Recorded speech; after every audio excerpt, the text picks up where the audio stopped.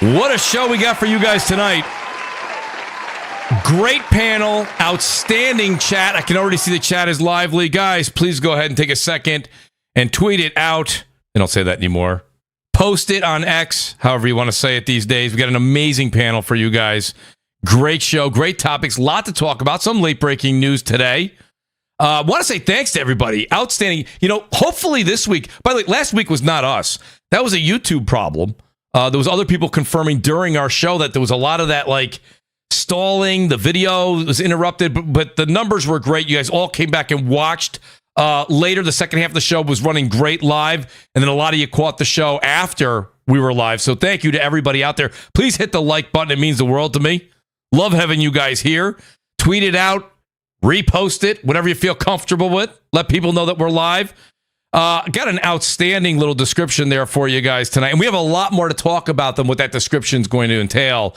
But right above that, you'll see a couple of buttons. There's the join button. If you would be so gracious to join the channel, it means the world to the Mooch. Really appreciate it. Shout out to the great Mash, who donates anywhere from 20 to 30 to 40 memberships each and every week. Shout out to Arch Warrior Angel. I see him out there. I see Striker X. I see him out there. It's great to see JC 2013. Always keeps the likes going. By the way, that's the other button right there. Hit a like button. We did really, really well. We're getting 400, 500 likes on certain videos. Guys, hit that like button. If you're driving, don't do it while you're driving. All right, don't do it if you're driving. But nonetheless, you're playing a game, you're listening to the show, you're listening right now, hit that like button. I can't tell you how much it does wonders for the channel. And if you hit the subscribe button, of course, your name comes up in lights on the screen. Who doesn't like it when that kind of thing happens? That being said, we got an outstanding show for you. I'm going to get right into this amazing panel. I'll start with the one and only, okay? He's from Wales. And everybody should know that, okay? I get a geography lesson every single Friday night, and if you don't think I like it, you're wrong. You're wrong. I absolutely love it. The great Death Singer is back with us again. Singer, how you doing tonight, buddy? Oh, I am doing fantastic. Great. I lit up the fireworks, Yes. Some people out there don't know what nuance is. Other people, they're kind of 6 years late to the party. Yes. Shout out to them. Welcome to the gaming community. I'm glad you joined us. It's a fun time. Oh, Singer, great to have you, buddy. Actually, to be honest, is it worse or better than it was back then? I don't know. I think I would say better. Okay, yeah. But I'm just trying to... It's better. We're going into the weekend, so everything is glass half full, Singer. That's just the way I look at it.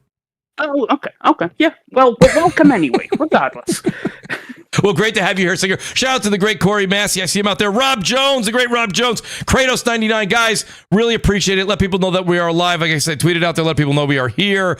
I got the great Nib here with us, folks. You guys know him as Nib95 over on X. Nib, I am convinced. I don't know. Listen, first of all, I love the restaurant business. You guys know I love the restaurant business.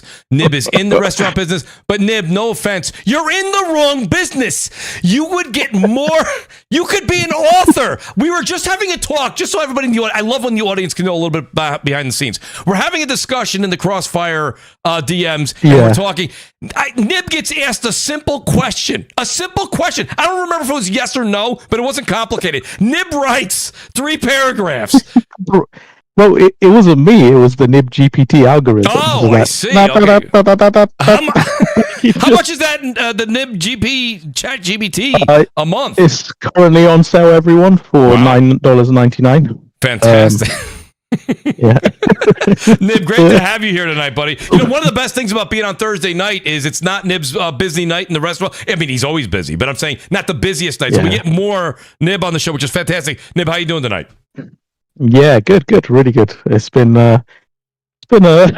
interesting on X lately. Like, there's a lot of passion. Let's put it that way. So a lot of passion. Should be very, very true. The audience is already subscribing to Nib GPT. Outstanding. Guys, appreciate it. Great to have you here, Nib. And, Nib gets a hold of me. He says to me, he goes, I got to come on the show tonight. He goes, the great K-Med's on. He goes, K-Med's one of my buddies. I got to talk to K-Med. Yeah. It's been a while. Let me tell you something. It's not easy. Nib, maybe you have the power. So from now on, K-Med, I don't know if I think this is actually an honor. In order to get a hold of you, I'm just going to go through Nib. I think when you say my people talk to your people, Nib's your people. So I actually told Nib I was going to be on the show. Yes. I asked him, and he was like, "Oh shit, I'm on the show now too." And I was like, "Fuck, now I don't want to be on the show." Now I don't want to. Just going to take it over. Okay, with his nib GBT. With his GBT, well, he can't do that. He's an author. I don't know if he's a spokesman yet. We'll find out, Kay. But Kay, great to have you tonight. How are you? And I'm happy to be here. I'm good, man. Winter's coming. I'm just it slows down for me, so I should be able to hop on a bit more now that it's not summer. Hey, man, is this the first time? Is this the first time you've been on the show? No. I've been on a couple times. It's just, summertime's hard for me. I'm just busy. We have like 3 months of summer, and then it's like the rest is winters. So I try to enjoy as much as I can summertime. But wintertime, it gets cold and lonely, and I need a little bit of nib. So, but I couldn't have been said any better. He makes it sound so dirty. No, I didn't. That was innocent. That was 100% innocent. Just anybody, a little nib of nib. If you don't follow K-Med on Twitter, then you don't know. That is exactly how K talks all day long. K, I got to tell you something. Yeah, pretty much. I'm glad you said that. And you never tell a Mooch that he can always invite you, because now you'll be getting DMs all the time. But K, I got to tell you, I can't wait till you go on vacation again. I was living through you. I got to tell you. Oh, yeah. I almost bought property right next door to you. Yeah. That was amazing. Mm-hmm. My God, it's beautiful down there. It's a beautiful country. If anybody hasn't been to the the DR, then get down there, especially in the East Coast. I think it's like 3-4 hours away from you guys. So absolutely, get your ass down there. It's beautiful. Well, Kay, there he is. Kay probably gets 10% per share. That's not, but Kay, I would hope you would get down there and rent out my place. Let's go. Great to have you, Kay. And the great Jack Move Johnny's back on the show. Jack, so much to talk about tonight. Very excited. You've been very opinionated, as always, on X. And I don't know, guys, I say it all the time. I follow Jack over on Twitch. And if you're not, you're kind of crazy not to. Like, he might be, and people said this, like, before I even really knew Jack well enough. They're like, dude, do you follow Jack Move over on Twitch? And I'm like, no, this is a while back. I don't miss when he streams. I may not catch him live. I always catch his VOD. Dude is absolutely hysterical. Was playing Little Nightmares too just the other day. Jack, great to have you back on Crossfire, buddy. How you doing tonight? Doing good, man. What's going on, everybody? What's going on, chat? We here. We are definitely here, Jack. I think this is a great week to have you on the show because I'm going to start and put you on the hot seat first, Jack. Jack, we'll start real quick with the the Xbox and what's going on with Halo and all that. I mean, you've always said, and you might even start this segment with saying to me, Mooch, look, I don't play that game. I don't care. This doesn't matter. But I still want to get your opinion on it. So Halo, we know, okay, has been, I think, in a bit of a decline. I actually liked Halo 4 myself personally. I know some people in the Halo community didn't love it as much as the first three. I thought Halo 4 was very good. Halo Infinite kind of took a step back for me. I didn't care for it. It looked unfinished as far as the campaign. The multiplayer, when it launched, it didn't have a lot of maps, moved a little bit slower than the games that we've become accustomed to, like Apex, okay? What do you want to say? Warzone, Fortnite, doesn't matter which game you really want to pick. A little bit slower in the FPS range. So now you hear that they did this big, what was it? Now I'm going to say it wrong. Slipspace? What was the engine that they are using for Halo Infinite? Slipspace. Slipspace. And now they're going to Unreal Engine 5. And a lot of people, it depends on who you're reading, Jack. Some of them are saying this is going to be the savior for the game. Some people are saying that's not going to matter, to be honest with you, because they just need to rehaul all new talent, get new people in there, because what 343 had going on, it just wasn't working. Jack, I guess 2 questions, real quick, top easy. Do you think the Unreal Engine is the big saving grace for Halo? And do you think that Halo needs like the internal like leadership, everything needs to kind of just be fresh and new from the start, or keep that old school mentality that they had from when Bungie separated, and some of the older Bungie folks stayed there with 343? Well, firstly, I think the UE5, and I see a lot of the industry is converting to UE5, right? It's not a really optimized engine right now. If you don't know, usually engines get more optimized with time, so this is a new engine. All these devs are transitioning to it. I've seen a few people excited about this. And the Halo Infinite has a lot of contracted workers. So I was hearing they might have did that so more contracted workers could work on it or whatnot. It'd be more easy for everybody. Yep.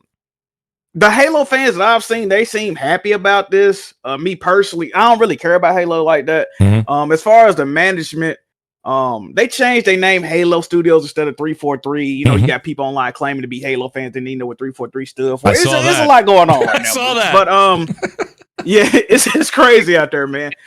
I think well, from what I can only go on what I hear. I think that 343 never really had a good grasp on what Halo was. If you talk to a real Halo fan, they always preferred the original trilogy, like that's right, and Reach and those games of those nature. So I think they do need to revert back and go back to what worked. And some people not liking the concept art. They say Master Chief looked like a fat lady or something. I don't know what they tell you. It's a whole bunch of foolishness. That part I'm not seeing that one, Jack. But I mean, Jack, I mean, of course, once you open the floodgates, right, everybody chimes in. But I mean, I do even ODST, I think, hits some of the traditional Halo fans in the feels in a good way.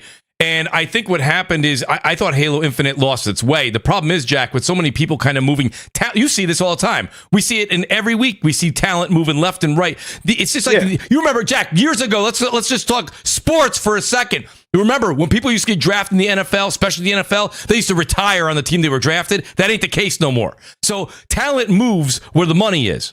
So, right? So, I mean, don't get me wrong. People would turn around and say to me, Mooch, but the money is with Microsoft. Yeah, but are they paying the right people, that money? That's the question. We don't know that for the show. But I'm saying to you, like, I don't know, Jack, necessarily. Okay, so let me ask you part C of the question then. We did A and B. C would be this. Does it matter, Jack, if Halo goes to PlayStation, whether it be the remasters of 1, 2, and 3, almost like a Halo Master Chief collection going to PlayStation, or if this next game, a lot of people are saying they went Unreal Engine because Unreal Engine is a big, beefy, multi-plat, right, type of engine that works across multiple platforms, and that's what it's built for. Jack, do you see it going to PlayStation? Now, I know you say you may not care, but does it matter for the franchise? Oh, it absolutely matters for the franchise. I could definitely see it going to PlayStation, even maybe a Nintendo in a different capacity. Man, me personally, I don't care about Halo, but I really wouldn't like that for Xbox. At that point, to be honest, if we keep it 100% real, bro, Xbox, that's really, it's Halo, Gears, and Forza, right? Those are three pillars. That's right. If we ever see any one of those on PlayStation or Nintendo, Xbox already seemed like they've given up with this console market situation.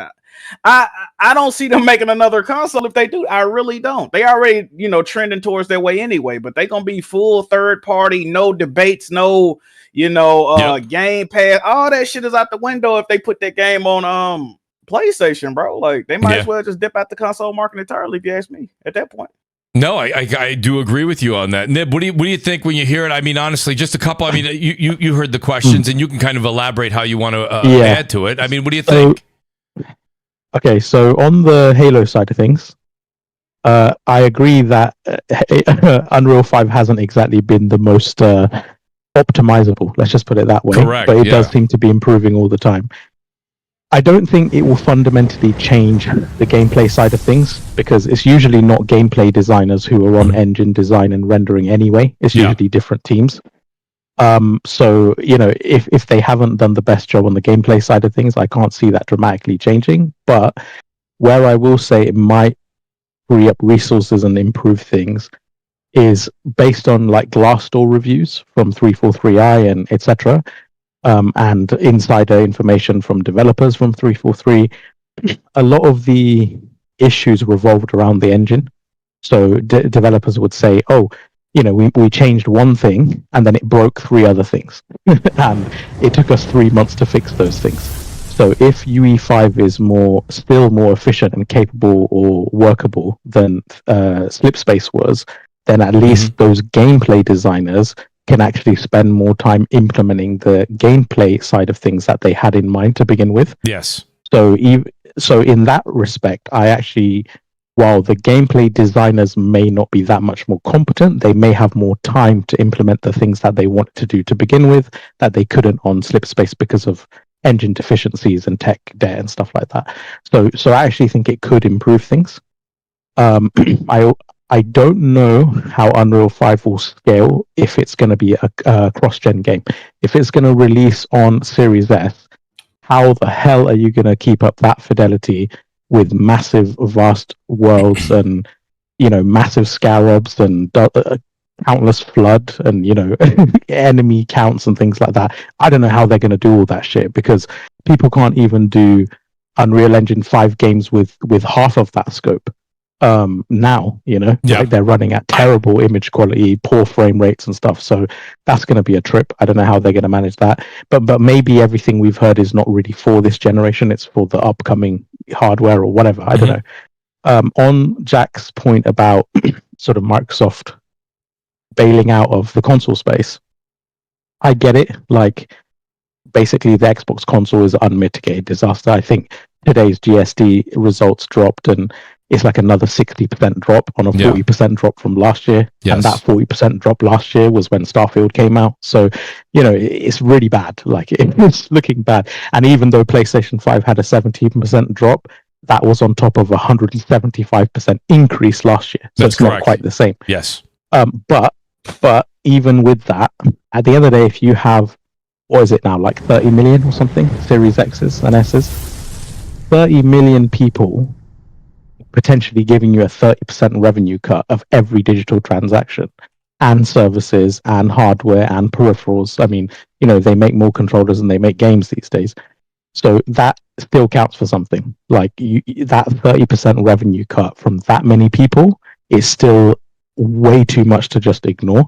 So I would say, even if that side of things is dwindling, they still have just a financial incentive to keep pushing console. The only thing I would stipulate is that I don't think in future we will see the same subsidy on console pricing as we've seen historically. I think we get a glimpse of that with the Series X 2 terabyte, but I think in future they may not be willing to eat the $100 loss per console unit or whatever. So they might launch systems at higher prices to compensate for that.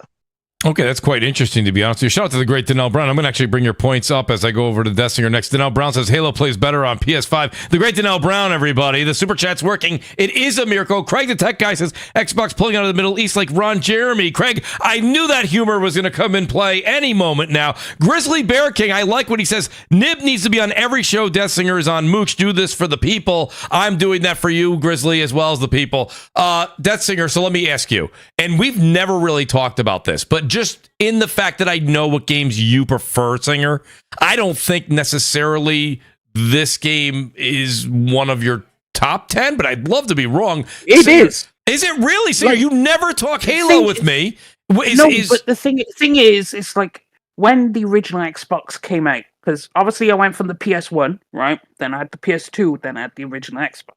Yeah. Now, the packing game with the Xbox was Crazy Taxi, and Halo.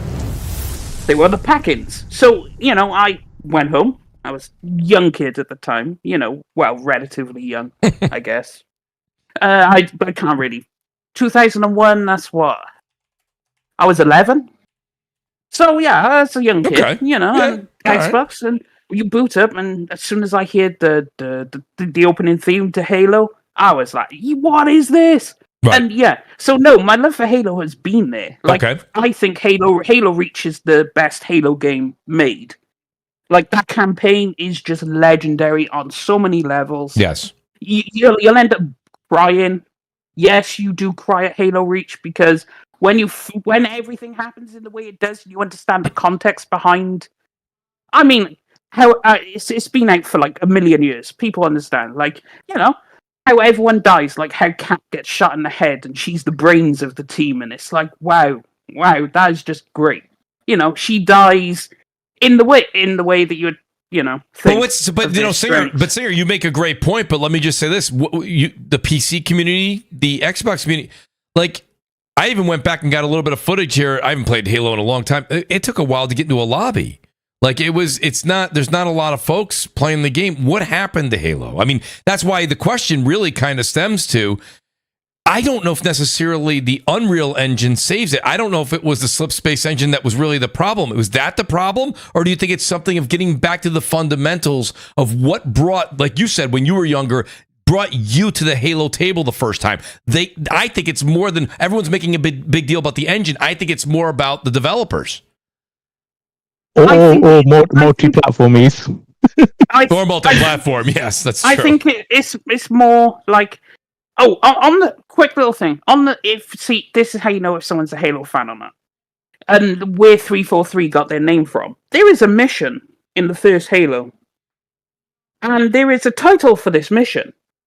Guilty Spark. Yep. And guess who you meet in that mission? 343. Guilty Spark. Monitor of installation 04. Yes. Someone tell Destin Ligari. Someone pay Destin right now. But apart from that, real Halo fans will know.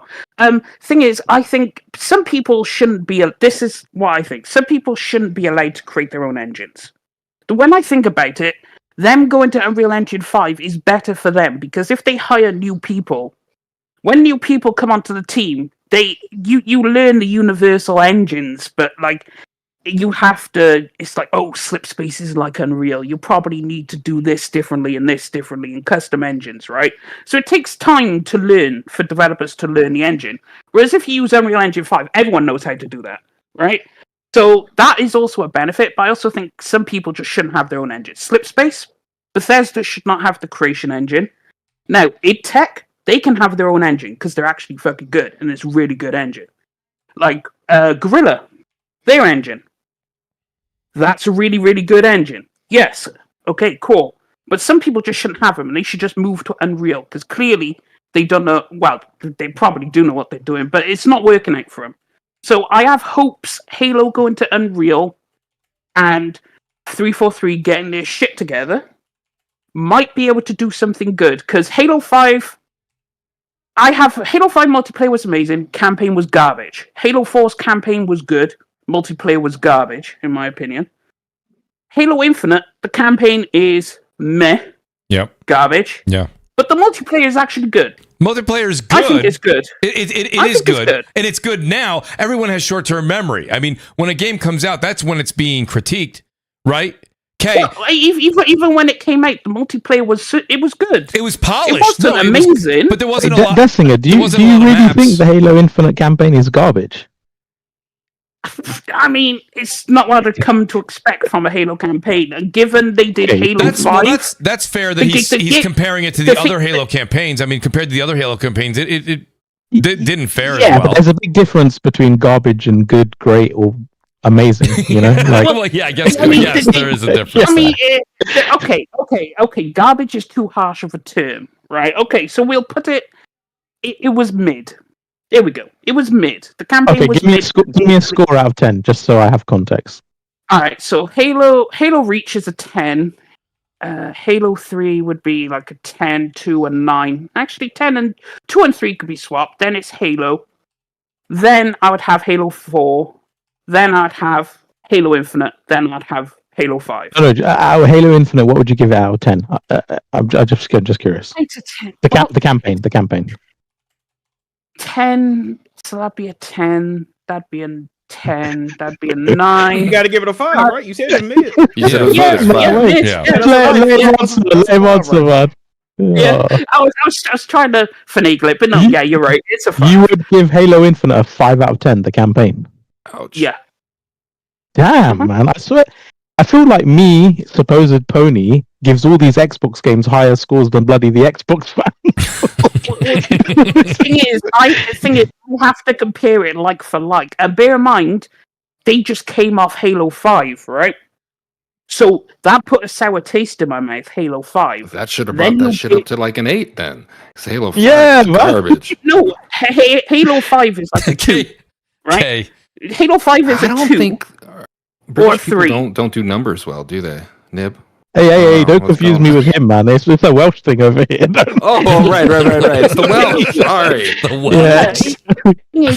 This guy said he holds grudges in scores, so he didn't like Halo 5, and he's like, do you know what? I'm going to downrate the next 2 games you make because of Halo. No, because I have to compare them. And Halo 5 is a worse campaign than Halo Infinite. I'll give that. But Halo 4 is a better campaign than both of them. None of them touch 1, 2, 3 and Reach. Or ODST for that matter. Because everyone forgets about ODST. I thought ODST was pretty damn good, actually. Right. So, like, in the hierarchy of Halo games, they are at the bottom, regardless. They're in the bottom half. So. Ooh, damn. All right, fair enough. Well, Kay, let me go to you. Kay, what do you think? You've heard the panel here. I mean, where are you on this? I mean, I appreciate everyone giving their opinions on Infinite and what they think of actually how the franchise is going and where it needs to go. But Kay, I mean, ultimately, what I'm hearing from Nib, I'm hearing from Deathsinger, I heard from Jack.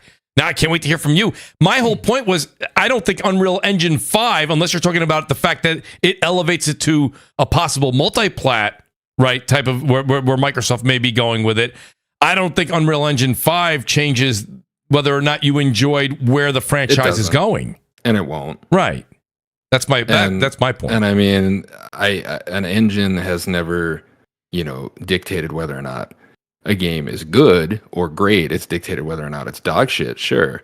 But Halo needs something new. And I tweeted that a little while back and I got some shit for it. But it needs an overhaul, right? It needs something. UE5 could help that along, but they need something more. They need a bigger vision. They need to get with, this generation of gamers.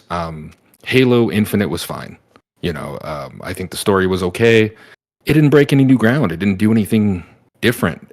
And I think it needed to in this iteration. I think everybody wanted it to. So UE5 can maybe help them, get the right devs in there to usher Halo into something new and great, because Bungie Halo was the best Halo in my opinion. And just like Gears, Epic Gears was the best Gears, right? And they need to tap into what's hot, what's now, and work that into a product that sells. Okay, listen, first of all, I agree with what you're saying, but shout out to Ricardo117. Ricardo, this is the problem a lot of times when the Xbox guys listen to the show. They'll say, you just want it to look like... So he says, Mooch, Halo Infinite is a good game, but the problem is you guys what you have doesn't look like God of War graphics. Ricardo, I just told you that I loved ODST. That game wasn't visually stunning. Like, I mean? Like, I don't need Halo to, like, melt my eyes. I need that lore back. I need to get back to the story.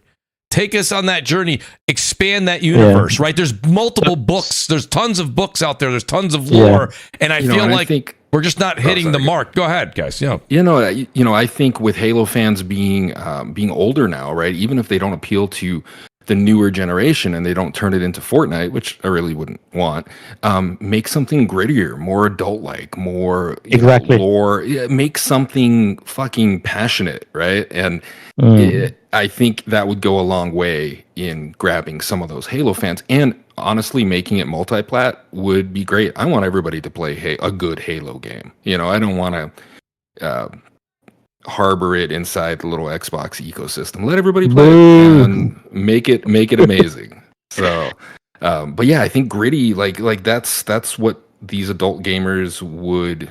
I think it would resonate more with them than what we got with Halo Infinite. If I could play game designer for a second, and I'm sure loads of the Xbox fans will hate me. Sonny's probably already like sending me a package in the post, but okay, look at God of War, right? Ragnarok and 2018 reboot, Resident Evil 7 reboot, first person, Breath of the Wild reboot. So whenever they had stagnation, I think what was it called, Wind Waker? It was the least selling and less critically acclaimed, and then immediately they rebooted. God of War, what was it called? The one Ascensions, again, critically and sales wise, it didn't. Then immediately they rebooted. Halo needs a reboot, right? So all the Halo fans are listening. I know you're gonna, throw stuff at me right now, but just hear me out.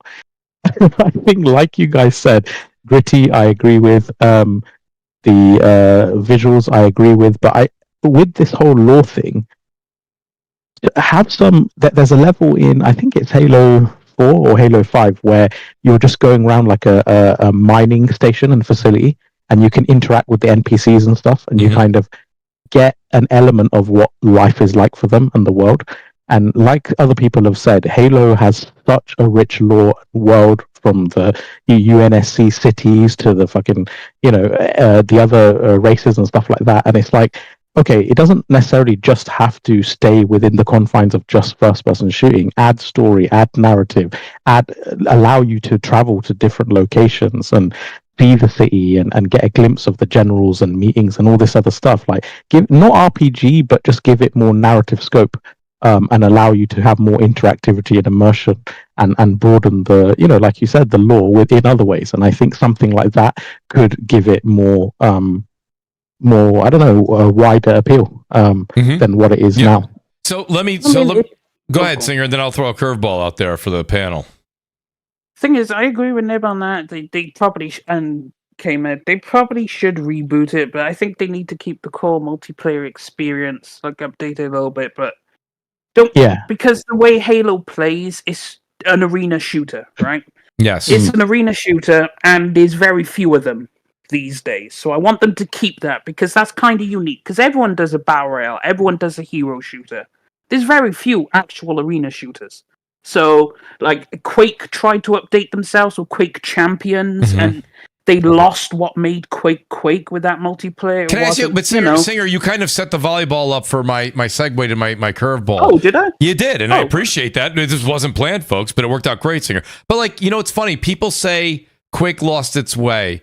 People say Halo multiplayer in the arena sense has lost its way. But can we, is it time to finally say, and this isn't about Halo or Quake, isn't it finally time to say maybe things have just kind of changed, and likes have changed, and the way people game has changed? Jack, I was going to ask Jack, what do you think at the end of the day? I know you're going to say, Mooch, stop asking me these questions. That's not what I game.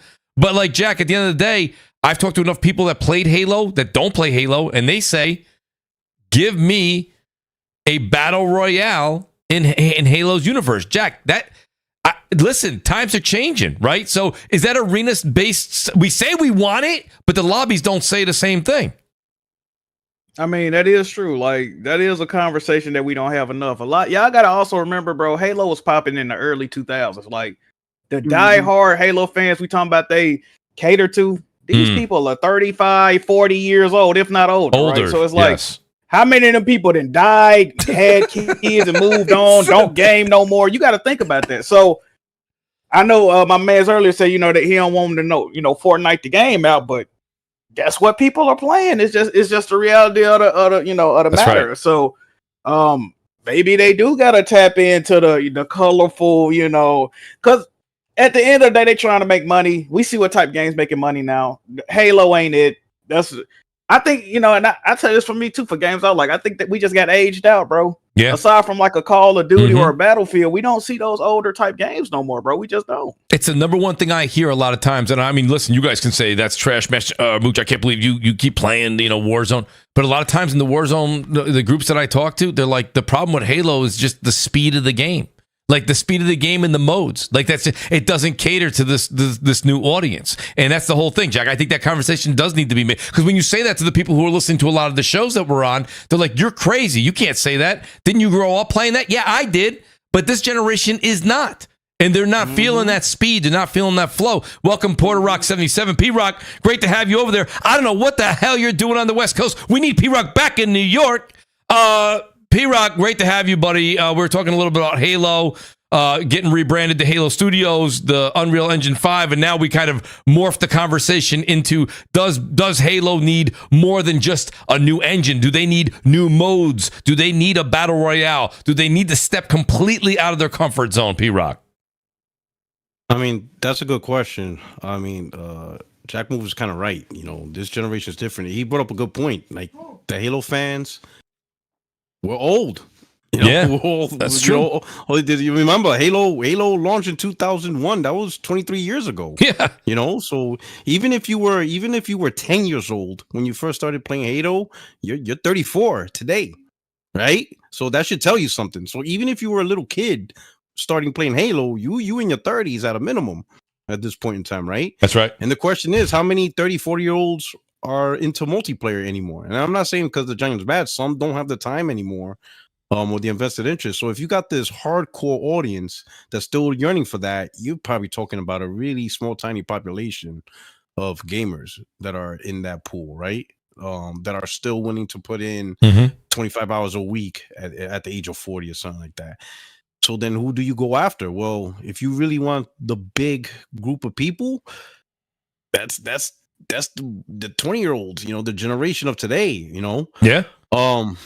But it's really hard for me, because I'll be honest, all this live service game got me jaded. It just seems like there's an oversaturation, like everything has to be live service, whatever. I'm just wondering, is there still a yearning to to bring back that classic.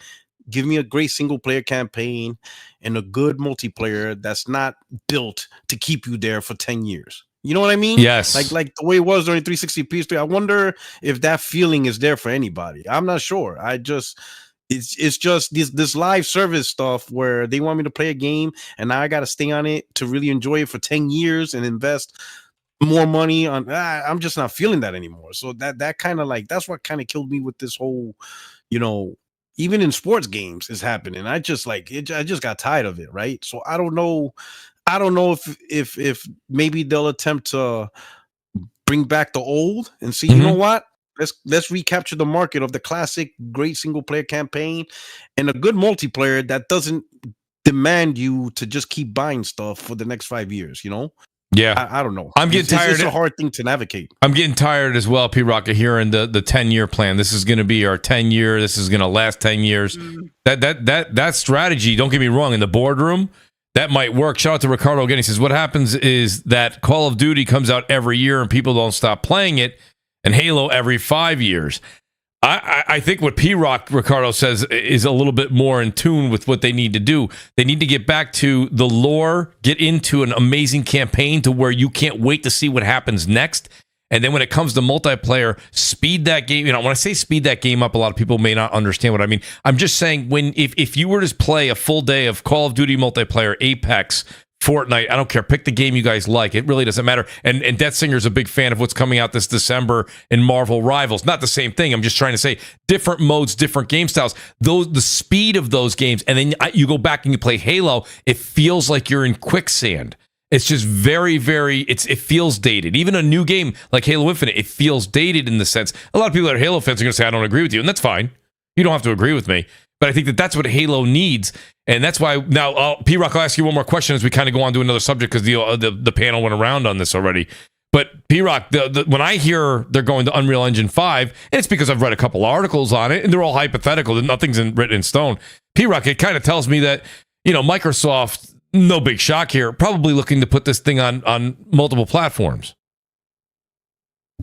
Oh, absolutely. Remember, like last year when D-Batch was on it, and the whole first four games coming to PlayStation, and that became a big deal. Then people started saying, okay, but it'll never be Xbox, it'll never be Halo, Gears, and Forza, or whatever.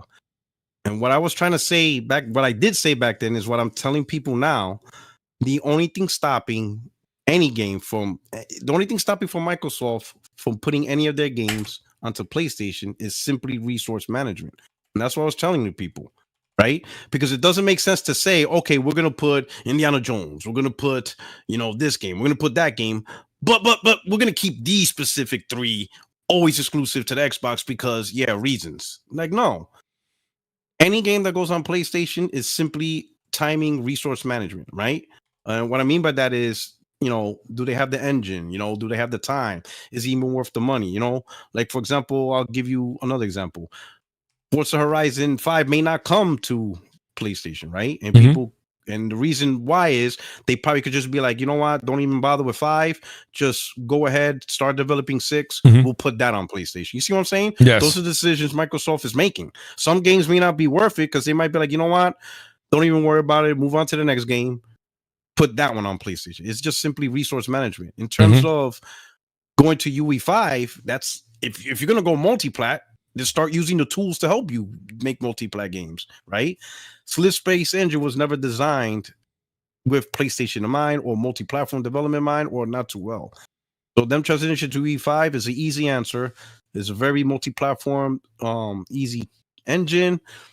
That's literally what it's made for. Boom, easy answer. No issue. That's what they're doing, right? Yeah. Microsoft already committed to putting more of their games on more platforms for a reason, is because in the console space, the Xbox console is not enough in the console space. Correct. It's just not penetrating the market. So who's the king in the market? Oh, wait, I see PlayStation. You know what? Might as well go with what the gamers has primarily chosen within the console market. But P-Rock, if they're gonna force, if they're gonna force Halo Studios to be multi-platform, they make it easier for them. And going UE5 is an easy way 100% to get them there. 100%. But listen, here's the thing. And now I'm going to start to sound like Death Singer, okay? in all honesty, you have PCs, but it has the capability of playing Halo Infinite, and there's nobody playing it on PC. So my question is, and you might go, well, good point, or you might say, I don't agree. P-Rock, I don't know if necessarily you brought Halo Infinite multiplayer to, of course, the first few months. What do we always say? You see a spike, right? Remember Sea of Thieves came to PS5? The articles were out for 2 weeks. Sea of Thieves sees a spike. The spike's gone, right? It's back to a valley again. Like, I don't know. I think you need to change the fundamentals and get, like you were, when you first, came on the show tonight, what you said, that's what needs to change it. I don't even think going to PlayStation really helps it outside of a Band-Aid for whatever that blip is. Maybe it's 2 months. Maybe it's 6 months. But I don't know. If you don't have PC audience involved, So I think Halo Infinite is the perfect case. Halo Infinite may not come to PlayStation because they might be like, it's not even worth it. Just move on to the next Halo. Okay. And we're going to put that. Yes. Right? It may not be, because remember, Halo Infinite is built on a slit-space engine. It may not be worth the energy, time, and resource to try to get that port to PlayStation. It may not be worth it. Right? Like I said, it's resource management. Yep. So Halo Infinite may not come because it's not worth it. Especially if they don't have no long-term plans for that game. They could say, just skip it. Let's say, for example, they're making, Halo CE remake, full-blown, multiplayer, single player. Yes. They brought it back, right? Yep. That could be the game that they're working on to put on PlayStation, especially if it's built on UE5. Yep. Right? Yep. Because if you're not going to do nothing with Halo Infinite, well, then why bother porting it to PlayStation? So waste of resource, time, and money. That's kind of... Just move on. That's what I was going to say. Move on to the next game. Yeah, and that's what I was saying last year. The only thing stopping the game from going on PlayStation is time, money, and resource management. If Microsoft feels it's not worth the money to put it on PlayStation, just move on to the next project. Like, for example, we got Forza Motorsport 5. Mm-hmm. That might not come to PlayStation either because they could be working on 6, and 6 could be worked on 10 to put on PlayStation. It may not be worth the money to port 5. And that's what I was trying to tell people. That is the only thing stopping any game. Resource management. That's it. There is no, we got to keep an identity. That's done. Microsoft already threw that away. The moment they announced PlayStation on their own show, at an Xbox-centric show, throw that all away. Just get rid of that. It's just timing and resource management. That's all it is. That's the only at play when it comes to porting a game onto PlayStation. It's just timing, resource, money, and management. Yeah, go ahead, Nibber, and then Death Singer, you wanted the mic too. Go ahead, Nib. Yeah, I was just going to say, so, obviously the studios that they've acquired and the publishers that they've acquired, they already had engines that had support on PlayStation, right?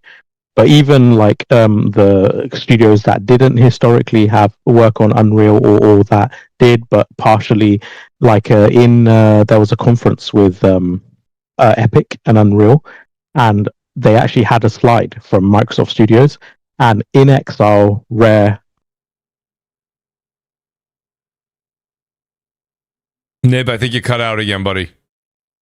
Oh shit, can you hear me? Now we do, but basically a bunch of their studios now that historically use other engines have now actually already switched to Unreal Engine 5.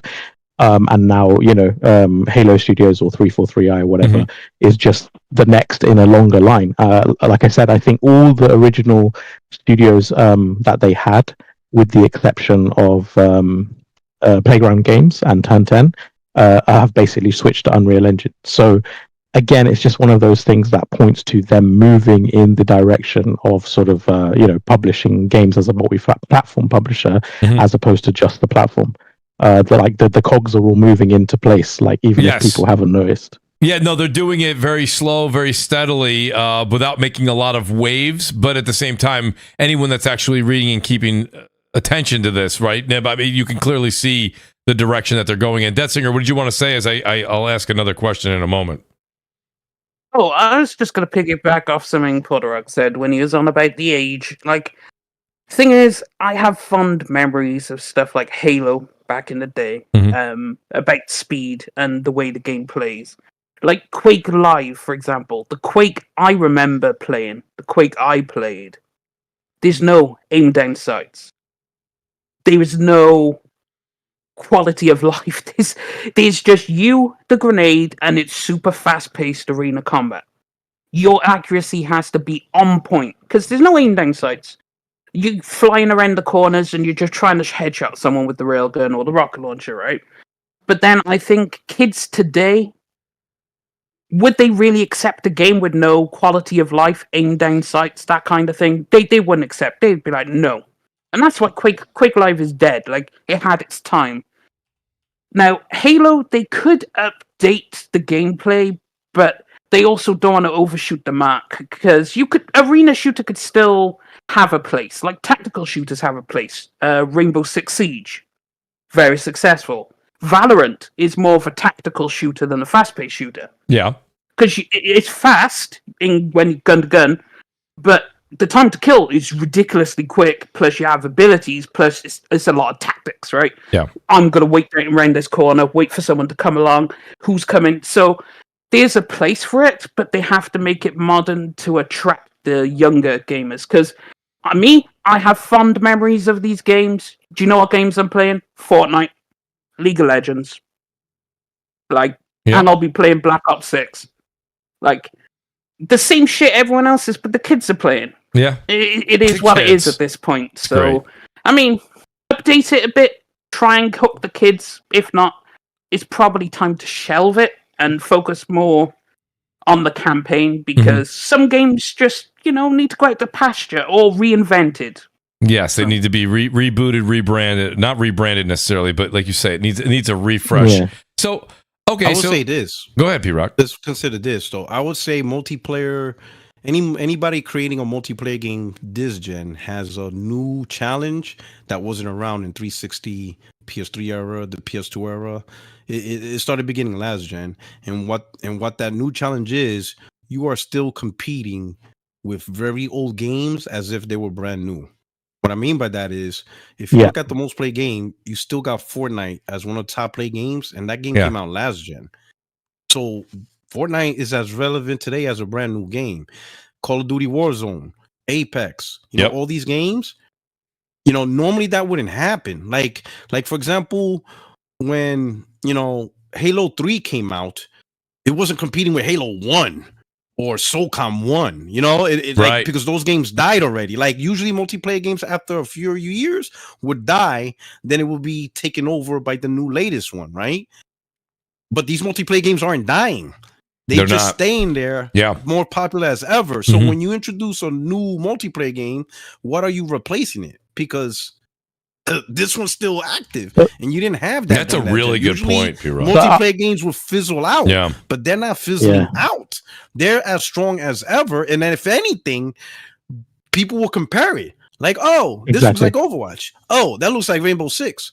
Oh, that looks like Valorant. Oh, wait a minute, that looks like Call of Duty. Oh yeah, that looks like cool. Like holy cow! Like almost every game looks like another game that's still active, and so that's a huge challenge you have this gen. It wasn't like that with 360. It wasn't. Yeah, I was going to say on that point. Would be dead.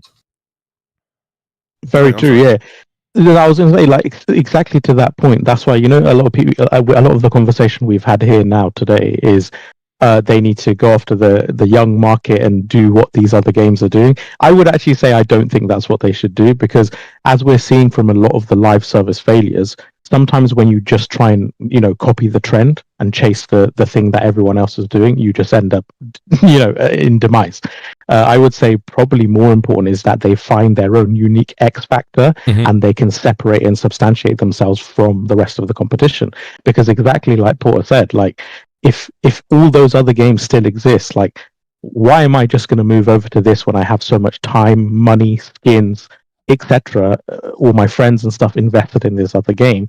The only way I'm really going to move over to something else if it has some sort of differentiating element that looks appealing, different, unique, fun, etc. If it's just sort of a similar thing with a slightly different skin, I don't think that would be enough, because they're already so invested in the rest of it. So I actually think, that they need to, if anything, be more unique and more innovative. So I totally agree, because... Oh. No, go ahead, Singer. I was just going to say, the Porter longevity thing. All these games, like League of Legends is 12 plus years old now. It has only gained players. Right, put that into perspective. It's 12 years old.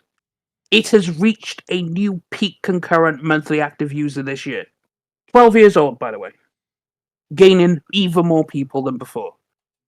These games are just titans, so that's why when I see people trying to get in, Like Marvel Rivals, I understand it making its way in now because it does have a unique mechanic which separates it from Overwatch, which is the team-up system.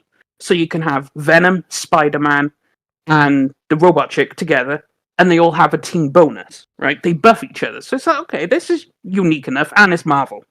Mm-hmm. But like, if you could get in there, you have to go unique because there's titans of the live service, and you're going to have to compete with them, so you're going to have to be better or more unique than them. And hence you have stuff like Helldivers 2 did really, really well. Why? Nothing like it on the market. Mm-hmm. Go out there and try and find a game like Helldivers 2. Not going to happen. Yeah. So...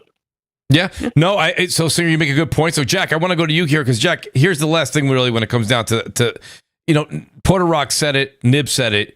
Like at this point, now we're seeing like, I believe, and guys, correct me if I'm wrong. I don't have the article up, shame on me. But Saudi Arabia, there's a few countries that now Xbox is pulling out of, and they're not going to be selling hardware there anymore. Jack, so you see the transformation in the move, right, of the 4 games. Now there's more than 4 games. There's those 4 games, and then there's going to be Indiana Jones, and then there's going to be Doom, okay? There's going to be more to come after that. You see the slip going from Slip Space to Unreal Engine 5, which is, just kind of universally known throughout the gaming community and the industry as a multi-plat engine. And now, Jack, you see them pulling hardware out of countries that, seemingly they've never really probably done well in, but they're not... They don't see growth there happening anytime soon. What is really happening here? And I mean, we're seeing it even in our community, Jack. You go back 6 years ago, now a lot of the Xbox guys have moved over to PC or have come to PlayStation. If they're diehard, console fans. But like, Jack, is this Xbox? Why is Xbox pulling the Band-Aid off this slow? And the second part to this question that really is the kind of the whole thing is, why are they promising new hardware in 26 or 27 or 28? Like, if this hardware ain't doing it and you're also pulling hardware out of countries, what are you offering me, you, or the consumer, even your fans, that they can't get right now that they don't seemingly want? I think, let's go back to something Nib said earlier. I truly feel like the fact that they are still making some money off of Xbox, you know what I mean? Like the memberships or whatnot. I really feel like that is the only reason they truly still make consoles, right? Mm-hmm. But I'm trying to figure out, like, they put a lot of R&D in these consoles too, though, and making new controllers, V2, V3. So it's like, yeah, I guess it's still profitable for them. So that's really the only reason I can see them still trying to make new consoles. Like, I don't know, bro. I don't understand honestly, the way I feel like it's just about PlayStation 2. Mm-hmm. But it's a little different with PlayStation because they can still sell consoles. I truly feel like neither one of them want to make consoles much longer. I feel like they really just want their games on PC and get their money that way with their publishing situation. I don't really think neither one of these companies really want to make consoles too much longer, but of course, PlayStation, that's a very large portion of their revenue, so they can't really stop. And it ain't a large part of Microsoft's revenue, so I honestly don't know the answer to that. Other than them selling Game Pass memberships to however many people on the console still mess with it or whatnot, I don't know why they still making consoles, to be honest. Jack, the Game Pass numbers are on console, to speak first and foremost, are stagnant at best, right? Now, we know we're going to see a slight spike the end of this month. Right, and I can't wait here. Aaron Greenberg hasn't tweeted anything out in probably what has it been, 2 years, and then he's gonna be like, "Hey, look at those Game Pass numbers." But I'm just trying to say that's a spike. I think it'll drop back down again. I think it's short term. But if it's not getting that, I just don't understand what they're trying to do here. At this point, just come out, and I agree with Moose in the chat. Moose when he goes, Mooch, we need Xbox to stay in the console game to stop a monopoly. It's not just the monopoly, it's to spark innovation amongst its competitors, right? So I don't want Xbox to go anywhere. I'm just asking from a business sense. We're sitting here right now on this panel, and we're going round about how Halo's changing, how it's going to shift, how it didn't deliver really this generation, how the other games they came out with, Starfield didn't do it. So if Starfield didn't do it this year, Jack, right, this generation, generation, not this year, this generation, and Halo Infinite didn't do it this generation. And you said it earlier, Forza Gears and Halo. Forza 5 didn't do it. Forza Motorsport didn't do it, Jack. We know Fable, listen, a lot of Fable fans out there, and I think Fable's probably going to be one of their better games this generation. But, Jack, Fable ain't bringing people over or making you go spend $500 for a console. So, yeah, what are we doing? Why are they waiting so long to rip the Band-Aid off? Go third party. And I do hope that another company comes in and makes a console. I don't think in this day and date, like you just said, Jack, nobody wants to make consoles anymore. Although and we're going to talk about the PS5 Pro in a second here. Jack, I don't see it because I don't even think Game Pass is moving the needle. Yeah, I mean, I don't know. I really don't know. It's honestly a miracle that they are still supporting the console. If we being honest, like. Because, I mean, the sales are abysmal. They go down however many percent every quarter, and it's already down from another percentage before that. So it's like, yeah, bro, what are these numbers really, bro? Like, I think we would be, like, astonished if we saw what they was really moving, like, with these consoles, bro. Like, we do have an estimate for GSD, actually. What's that? So that is 66,000 units across the whole of Europe for the month of September. Yeah. Oh, God. Yeah. Really? I'll say this. Yeah. So people. I believe PlayStation 5 is a few hundred thousand units. Okay. To ensure that the listeners they got a better understanding. The thing about the console, it's not to sell the console itself. It's the fact that it's a marketplace, right? Mm-hmm. So you got to look at these consoles no different the way you look at the Steam app, right? You have this app or you have something that now where everything flows through it, right? Yeah. So the subscriptions, third-party sales, peripherals, all that stuff, right? And that's where the money's at, right? The majority of PlayStation money isn't their first-party game sales. So like when Jack says he feels Sony wants to get rid of console, I disagree because their first-party sales is nothing. That's not where the majority of PlayStation money is. It's actually the smallest part. The biggest part is their third-party money transactions. In fact, money transactions specifically is where most of their money comes from, right? And Sony can't do that on PC because let's say if Sony gets rid of their console, that means there's no place to play Fortnite on PlayStation because Epic Game Store, they're not going to let PlayStation get a cut of that on the PlayStation, on the PC platform. No, Sony just lost Fortnite. Sony just lost Call of Duty. Sony just lost Madden. Think of every game that has some type of money transaction or something is gone. And then outside of that, where are they going to charge for PSN Plus? They're not going to be able to do that on PC either. So they lost all that money. Yeah. So the first party portion is actually the smallest portion of their overall revenue. Where they make the majority of their money is their money transactions, their subscriptions, and third party sales. That's where the majority of the bulk, because PlayStation is a marketplace provider. If you look at, let's say, Take-Two. Take-Two has one of the most popular games in the world. Grand Theft Auto 5, right? Online. Yep. Epic has the most popular game in the world, Fortnite. Yet neither of them makes more money than PlayStation. Why? Because they're not marketplace provider. That's where the money is. But a lot of people don't want to risk trying to be a marketplace provider because, as you can see, it's a very small market and most people fail at it. It's only the chosen few. We only have 3 really marketplace providers: Xbox, Nintendo, and PlayStation. Microsoft, their problem is, Microsoft, they can't gain the ground to actually say, hey, we're a good marketplace provider in console. They just can't do it. And Phil admitted it. He's like, we just can't break into this ground. We can't keep fighting against PlayStation for the same people and constantly lose. They lost America, right? This is their best region. And they lost it to PlayStation. They're pretty much irrelevant in Europe.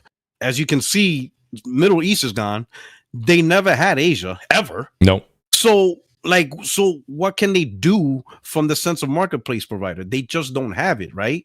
So the next best thing for them is, you know what? We can't be a marketplace provider to that degree. So we're going to be a games publisher, right? We're going to go that angle, right?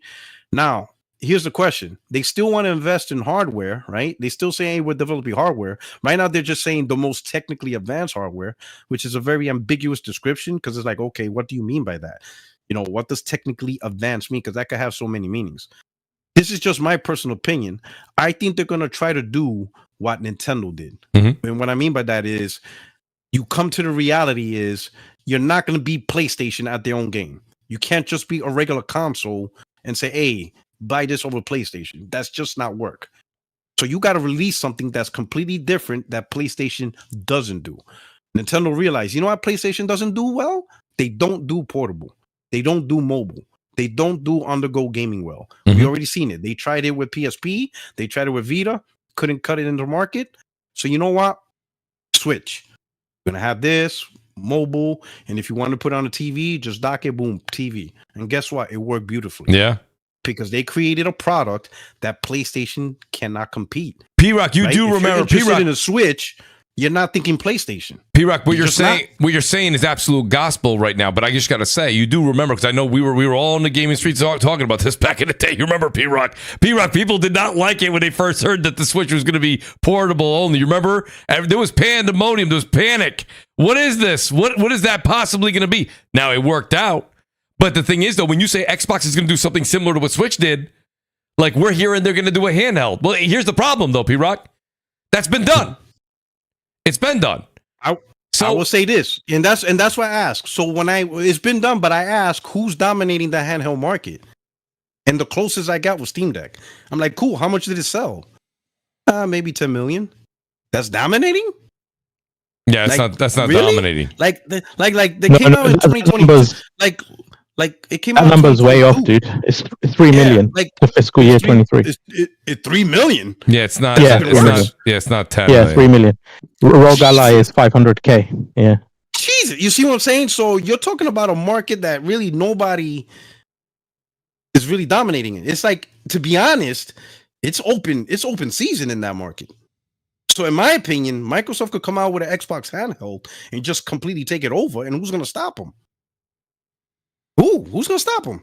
Who's going to stop Xbox from being the most dominant AAA handheld in the market? But wait a second, though. Asus ain't doing it. But P-Rock, Steam Deck's not doing it. But P-Rock, sometimes you just need the right branding to take over a market. But P-Rock, PlayStation's not in it. But the Xbox games are on Steam Deck. They're on Asus ROG Ally. So what's the pitch? Why do I want to get a dedicated Xbox handheld when I have a Steam Deck and I can play all the Xbox games on Steam? I could tell you the best. It was Extreme on my podcast. He says the best thing Microsoft can do is, let's say when you play on the Asus ROG Ally, all they did was just put Windows on the thing, and that's how you're playing it. But he says it kind of sucks. Like the operating system sucks because it's not really designed for handheld. What if Microsoft, because it's their own OS, they actually create an actual great handheld mode OS? Still Windows, but it's a handheld. It's not. He says, and correct me if I'm wrong. For those of you who play on it, it's a Windows operating system, right? It is. If Microsoft can capture an actual feel of a handheld OS that's easy, intuitive, unique, smooth, right? Has a brand recognition of Xbox right behind it, right? People could say, you know what? This actually feels good. I'll give you another hint. To your point, why is the Portal so successful? You have remote play. You could do it on the Steam Deck. You can do it on the Asus ROG Ally. You could do it on a tablet. Okay. But what made the Portal so successful is because they did it right. P-Rock, they did what you're supposed to do right. P-Rock, the way it feels, the way it's organized. One category. People are like, no, hold on. I got to interrupt you though, P-Rock, because there's one category I don't think you're going to touch on. The reason the Portal was successful, the major column that nobody talks about, price. And let me explain why I say that. Not just the $199 price tag, okay? The fact is, they were reliant on the fact that at $199, you had to have a PS5. PS5 sales are over 60 million. So people have them in their homes, right? So you could do this on a phone or a tablet. Let's be really honest, okay? Your phone would always disconnect from your tablet, not your phone, your controller would always disconnect from your tablet. I tried it on all of them. I even tried it on the ROG Ally. I tried it on the Steam. It's a mess. This was a dedicated device, but you have to have the console. The thing about it is, now we get back to your point with Xbox. Xbox is not going to have to, they're not going to rely on the remote. They're going to rely on native. Now you've gone from $199 or $149 probably in a year when this thing goes on sale. You're always going to be $500 plus. That's the problem. That's a big deal. Plus, even when you talk about the Switch started at $299, right? Maybe the new Switch will go to $399, maybe even $450, but it's not going to be as much as an Xbox dedicated handheld. That's where I think the difference is, and that's where I think you fall into the same exact trap. Then you say, "Well, I already have a Steam Deck and it can play it. I have an Asus ROG Ally. I don't need that." That's where I don't think they're doing anything different. That's the thing. How many people actually have that? Not many. That's what I'm trying to say. Because they don't want to spend that kind of money. Well, I don't need that whole ROG Ally. Okay, so 500,000 of you ain't gonna get it. Yeah, but why do I want to? But the ROG Ally, the reason you don't see 100 million of those out there is because who wants to spend $700, $800, $900 and it's a 10-inch screen, right? Or maybe the ROG Ally is just not that interesting, and maybe Xbox can make it interesting. Well, that's on them. That's on them. Yes, that's on them. The beauty about this is, here's the beauty about this is, whatever Microsoft has to figure out, it's not against PlayStation. Right. That's the key. Okay. They're not battling PlayStation. I follow you there. It's probably easier to battle Rogue, Steam Deck, Lenovo, but they are no longer on competition with PlayStation. That's the key. That's what Nintendo did. Nintendo said, yeah, we're not going to compete with PlayStation no more. We're going to cut that out. We're doing our own thing, and it worked. That's the key. Don't fight PlayStation on their front. Fight them in a front that they're not. And guess what? PlayStation's not in the handheld business. I think it'll be much easier to say, buy an Xbox handheld, don't buy an Asus ROG. Don't buy a Steam Deck, buy an Xbox handheld. I think that's a much easier battle for them to face than to say, make another console and face PlayStation. That's already long. Yeah. And again, Steam Deck, Asus ROG, hardly anyone bought those items. So you still have a potentially huge market of people that just probably didn't find Steam Deck interesting. I see where you're going with that, P-Rock. I'm just thinking. Who are you fighting? But I think it's a much taller mountain to climb because, to be honest with you, I just don't think that I don't think the consumers out there. I don't think they exist. No. Well, no. You already know you're gonna get your ass beat. P-Rock. That's already a loss. P-Rock going against PlayStation. Yes, is a very difficult feat. Phil said that. I'm not saying that as a fan of anything. I'm saying Phil said that, right? But what I'm saying to you is I don't think there's a large enough customer base out there that wants a handheld to be playing their games on. That's a larger feat to be able to talk, the masses into wanting something they do not want. The first fan base is the Xbox fan base. I would say there's probably more than enough Xbox fans that would outsell the Steam Deck. Like, for example, you said Steam Deck is 3 million. I guarantee there's more than 3 million Xbox fans. That was to 2023. I don't know what it is today, but yeah. Okay, let's say it's 10 million. I guarantee there's more than 10 million Xbox fans. No way that close. Yeah. Probably top 4 billion. I would say easily. I would say Xbox handheld will easily eclipse 10 million easily in 2 years. Easily. Yep. And I think I'm shortchanging it. I would say you at least you would easily eclipse Steam Deck, Lenovo with just the Xbox fan base. No, you get the Xbox fan base and you tell them, hey, this is the new Xbox handheld, a great intuitive UI, and so it's part of the ecosystem. So P-Rock, it got Game Pass. P-Rock. It connects to your PC if you want to play it on your PC. It's an instant win for Xbox. P-Rock, here's the thing, and shout out, I had it in my notes here, but I'm going to give credit to B Money. Shout out to B Money 101. He says, but here's the thing, PS5 will be in the handheld business pretty soon. We already know there's been multiple rumors out there that PlayStation's getting into a dedicated handheld. So that's supposed to be that second SKU we heard about with PS6, right? We heard about this. You heard about this. I don't know, dude. I'm not saying it's going to happen. It's reports are saying that. Thing is, PlayStation getting into... Portrock is 100% correct. Like, Xbox could do it because I'm going to keep it 100 with you. If I walk into a store and I see a Lenovo handheld, a Asus handheld, or Xbox handheld, and I'm your regular person, Asus is a monitor company and they make PC parts. Lenovo makes laptops. Xbox is a gaming system. I know what Xbox is. I would go with the Xbox too, to be honest. Yes. Yeah, exactly, right? If I'm walking through the store in your Walmart and I'm like, I'm in the market for a handheld. Let me go in. Lenovo, who the fuck is that? They make laptops. Asus make monitors.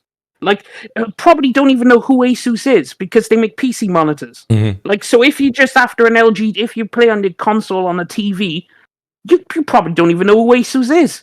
So you're like, okay, I'll get the Xbox because it makes sense. So they could do that, but PlayStation, I don't think would get into the market because it doesn't make sense. Because I heard you are dominating. You're dominating the market you're currently in. Why would you move to a new market? Sure, they need to. They definitely need to.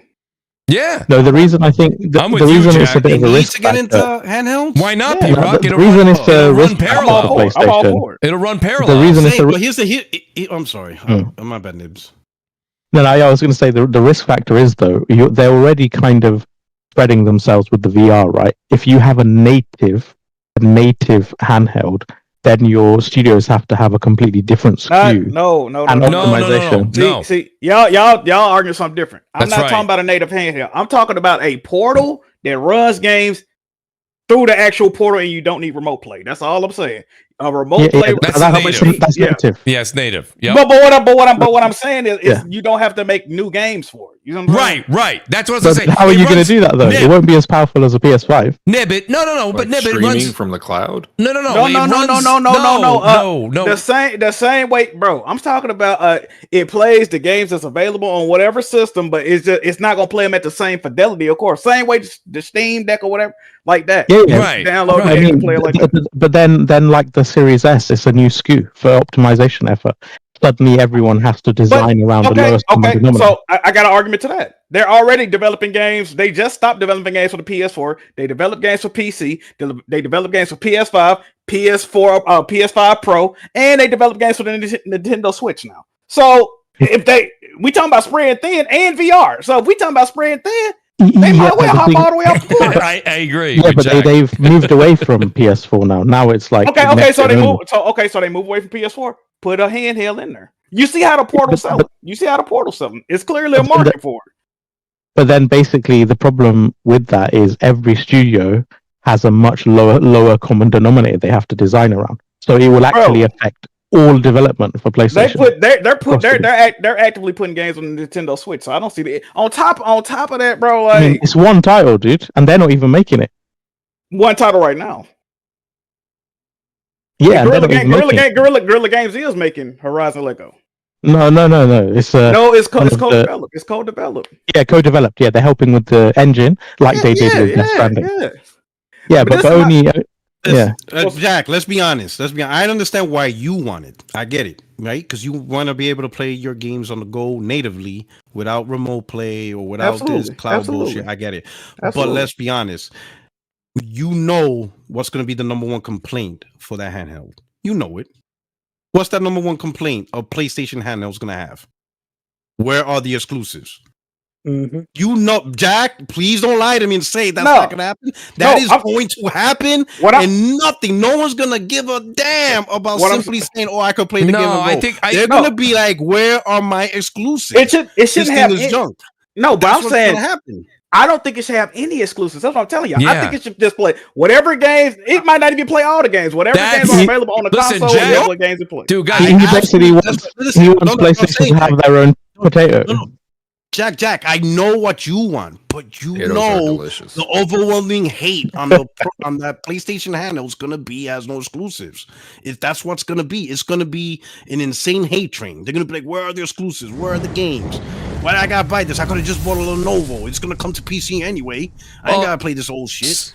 Yeah, but here's the PS3 games. But hold on, but I can play this on a Lenovo. P-Rock, there's a lot of Game Pass. It's like literally that's what's gonna happen to that handheld. That handheld's gonna die if it doesn't have exclusives. I think that you're living in the PS Vita years, P-Rock. That's not at all what it is. I have a Steam Deck, and there's games right now that literally say not Steam Deck verified. I stay away from those games on the Steam Deck. So what I'm saying to you, Jack said it, but people don't want to hear it. Jack said not all the games need to play on it. That's going to piss a lot of people off. They don't want to hear that. Like, why would I spend money on that? Well, here's why. The games that can be handled on that device will be played on that device. And shout out to Liquid Tada. He says, remember code name for Portal was the Q Lite. And now they have PSSR. So what I'm saying to you is, P-Rock, this is the thing. I have a Steam Deck right there. It is legitimately 10 feet away from me right now, okay? And there's games that I'll go, oh, you know what? This would be a pretty cool game to play on the go. on Steam. It's a Steam game. Okay, cool. And I'll go to look at it. It's not a Steam game. I'm like, it's on Steam. And it doesn't have the green check. It's not verified. You know what I do? I avoid it like the plague. I don't touch that game. Now, the game can be played on it, but it ain't going to play great. That doesn't hold back my PC. That's the thing. That's the way they'd have to attack it. If they attack it where it affects the future of PlayStation games and it affects third party, the way that the Series S did, then that's a different conversation. I'd have to see how they're going to market this thing. The thing is, though, Mooch, like PCs are made with variable hardware. The very fundamental benefit of console gaming is a fixed SKU. So because you're developing and optimizing around a single platform, it allows you to push the technology more. It allows you to have additional. It's why like exclusives like Horizon Forbidden West and whatever Naughty Dog do. It's why they consistently win awards and push boundaries. It's not just budget alone. It's because they're afforded a leeway on the hardware that multi-platform developers aren't, because they have to develop for multiple SKUs. It's one of the reasons Xbox is in the situation they're in, because their API is not designed around Xbox. The API is designed around every platform ubiquitously from PC as well. Let me ask you a question, Nip. So reportedly, when Jim Ryan was around, he mandated or asked that every first-party studio, no matter what game they was working on, also try to make a games as a service or a service-based games in addition to, or that'd be on the game they're working on. Don't you think it would have gimped them overall as a company less if that was just, hey, we might be making a portable handheld and make a game that can run on it possibly, then all that I think they're gonna waste more money with what they just did with this games as a service shit than anything they would ever do trying to make a portable, I think. So the way I would say it is like, okay, say Spider-Man 2, right? Compared to Spider-Man 1, right? So one of the things they could do is, because the asset streaming capabilities of the SSD and the I/O, it's not just the SSD speed, it's the decompression, right? It's how quickly you can move data from one place to another without burdening the CPU, right? So decompression-wise, they can do all of that lightning quick. So now Spider-Man can travel at a much quicker velocity. He can't just travel at a quicker velocity, he can literally fly, like Superman, basically, fly around. Horizon Forbidden West, you can take a bird up to the sky, you can dive down, and within the space of a few seconds, you can be under the ocean. You can't do that on PS4. So the thing is, like, if you introduce a handheld and say it doesn't have as capable a CPU, so, multi-threading and all of that, you can't do the same things and processes that you can on the PS5, then suddenly you have to start changing the way you design games. So hold on, whoa. Yeah. I do got a problem with what you're saying, because this is the same thing Mark Cerny said at the PS5 review when he said none of these games can run on PS4. They told us this already, and all them games came out on the PS4. So somebody lying, bro. Wait, so which games though? Every God of War, Ragnarok, Horizon Forbidden West, God of War, and ain't Gran Turismo on PS4? Ain't Gran Turismo on PS4 as well? Yeah. Ragnarok is not doing anything. It's not doing anything that is substantially would require the SSD. It's not like Rift Apart. Rift Apart has 2-second portal loads. Spider-Man 2 has much faster velocity speed. There's a reason that. Yeah, but Horizon Forbidden West is on PS4. Real quick. But going back to something you said, Nib, you was talking about how impressive the API and the Horizon Forbidden West. If that game can run on PS4 and the Steam, but what I'm saying, that's what I'm saying though. A Steam Deck is about as powerful as a regular PS4. If Horizon Forbidden West can run on the Steam Deck, why can't Sony make a native handheld that's a similar power? Yeah, and that's a $399 that's a $399 handheld. But Horizon Forbidden West is a cross-gen game. But that's what I'm saying though. My point is this. My point is this. They're getting away from that though. But my point is this. The only reason they're getting away from it is to try to justify this PS5. I think, bro, you mean a lot of these games they making, Nib, aside from maybe a Rift Apart, Spider-Man, and they said the same thing about Miles Morales. Oh, it's loading seamlessly because of the PS5. They put it on PS4. Miles Morales was always a cross-gen game. That's what I'm trying to say. But what I'm saying is when they showed Miles Morales running on PS5, Alan Wake 2 works on Aces Rogue, and that's a current gen game. That's what I'm saying. That's what I'm saying. Like, I understand what you're saying. Really poorly. Yeah, but I get it. But it's still running. That's the whole point, and that's why I didn't go with the consoles have specific boundaries that they have to reach for performance. It's not like a PC. PC, as long as it runs, it runs. It can run like shit. But consoles actually have specific criteria. Now we're splitting hairs on that. That's why I didn't go that route. I am telling you, the main issue is going to be because the product is called PlayStation. Mm-hmm. It's not called Valve. It's not Asus. Mm-hmm. Not Lenovo. It's PlayStation. And it's going to have exclusives. I'm telling you, that's going to be the number one hick. And if it doesn't have exclusives, everybody's going to drag it. Simply existing to play ports of PS5 games or PS4 games, it's not going to work. It is absolutely not going to work. It's going to get thrashed. People will demand a PlayStation product to have exclusives. And if it doesn't, then they're going to say, then there's no point in me getting this. I could have just gotten another handheld device, right? That will play eventually the same game, plus Game Pass, plus Steam, plus all that stuff. I mean, I don't know why. Listen, people, it's PlayStation. You know that they're going to demand exclusives. That's just it. You know, imagine if Nintendo made the Switch 2 for just multiplayer games. People would be like, hell no. I'm telling you, that's going to be the number one issue if PlayStation makes a handheld. They better be prepared to make exclusives for their handheld. And that's where everything's going to go left. By the way, Jack Smooth, I'm not saying that they couldn't do that because obviously Xbox already does it with the Series S. I'm just saying me personally, as an enthusiast gamer who values cutting edge technology on the console side as well, that would be horrible for me personally. I don't want a potato holding back my games. No. Yeah. I mean, that's why I'm not fond of the cross-gen games to begin with, but my thing was... Yeah, me neither. Yeah, since they was doing it, they might as well. And then now that they like either developing or assisting putting games on Switch, I'm like, bro, y'all, that's what pissed me off about PlayStation, right? They go all these years talking about how the generations matter, and then when we get Spider-Man 2, okay, we're finally done making games cross generation. We finally finna see the true power of the PS5. Then they start talking about putting games on Switch. Like, my dude, a Switch weaker than a fucking PS. What are we doing, bro? What are we doing? I agree with you, but you know what I was saying. Nah, do you know what I think it is? Yeah, of course. I think once Naughty Dog and Santa Monica's new IP and Naughty Dog's new game, I think once those titles start hitting, and Death Stranding 2, look at Death Stranding 2, that shit looks insane. I think once the next generation of that have been designed from the ground up just for PS5, once they start dropping, I think people will really quickly change their tune. I'm pretty confident. Guys, I don't mean to. I'm going to grab B Money wants to. I wanted to get B Money in here. B was saying some things in the chat. B's got his ear to the ground as well. I wanted to see if we get B's going to be joining us on this. I'm kind of like so I do P-Rock. I don't want, and I think Jack just said it too. I do not want this thing to be like a potato and hold back the PS6 if there is such a handheld in development. It's all rumor right now, but like at the same time, I think P-Rock, when you say it needs exclusives. So like PSVR 2, right, really doesn't have any first party exclusives. But I don't think with a handheld, we need to have that.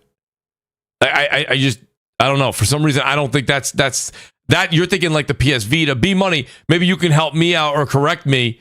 What are you hearing? What are your thoughts when it comes down to a handheld, possibly for next generation? I mean, what I'm hearing is it's not a possibility. It's something that's going to happen.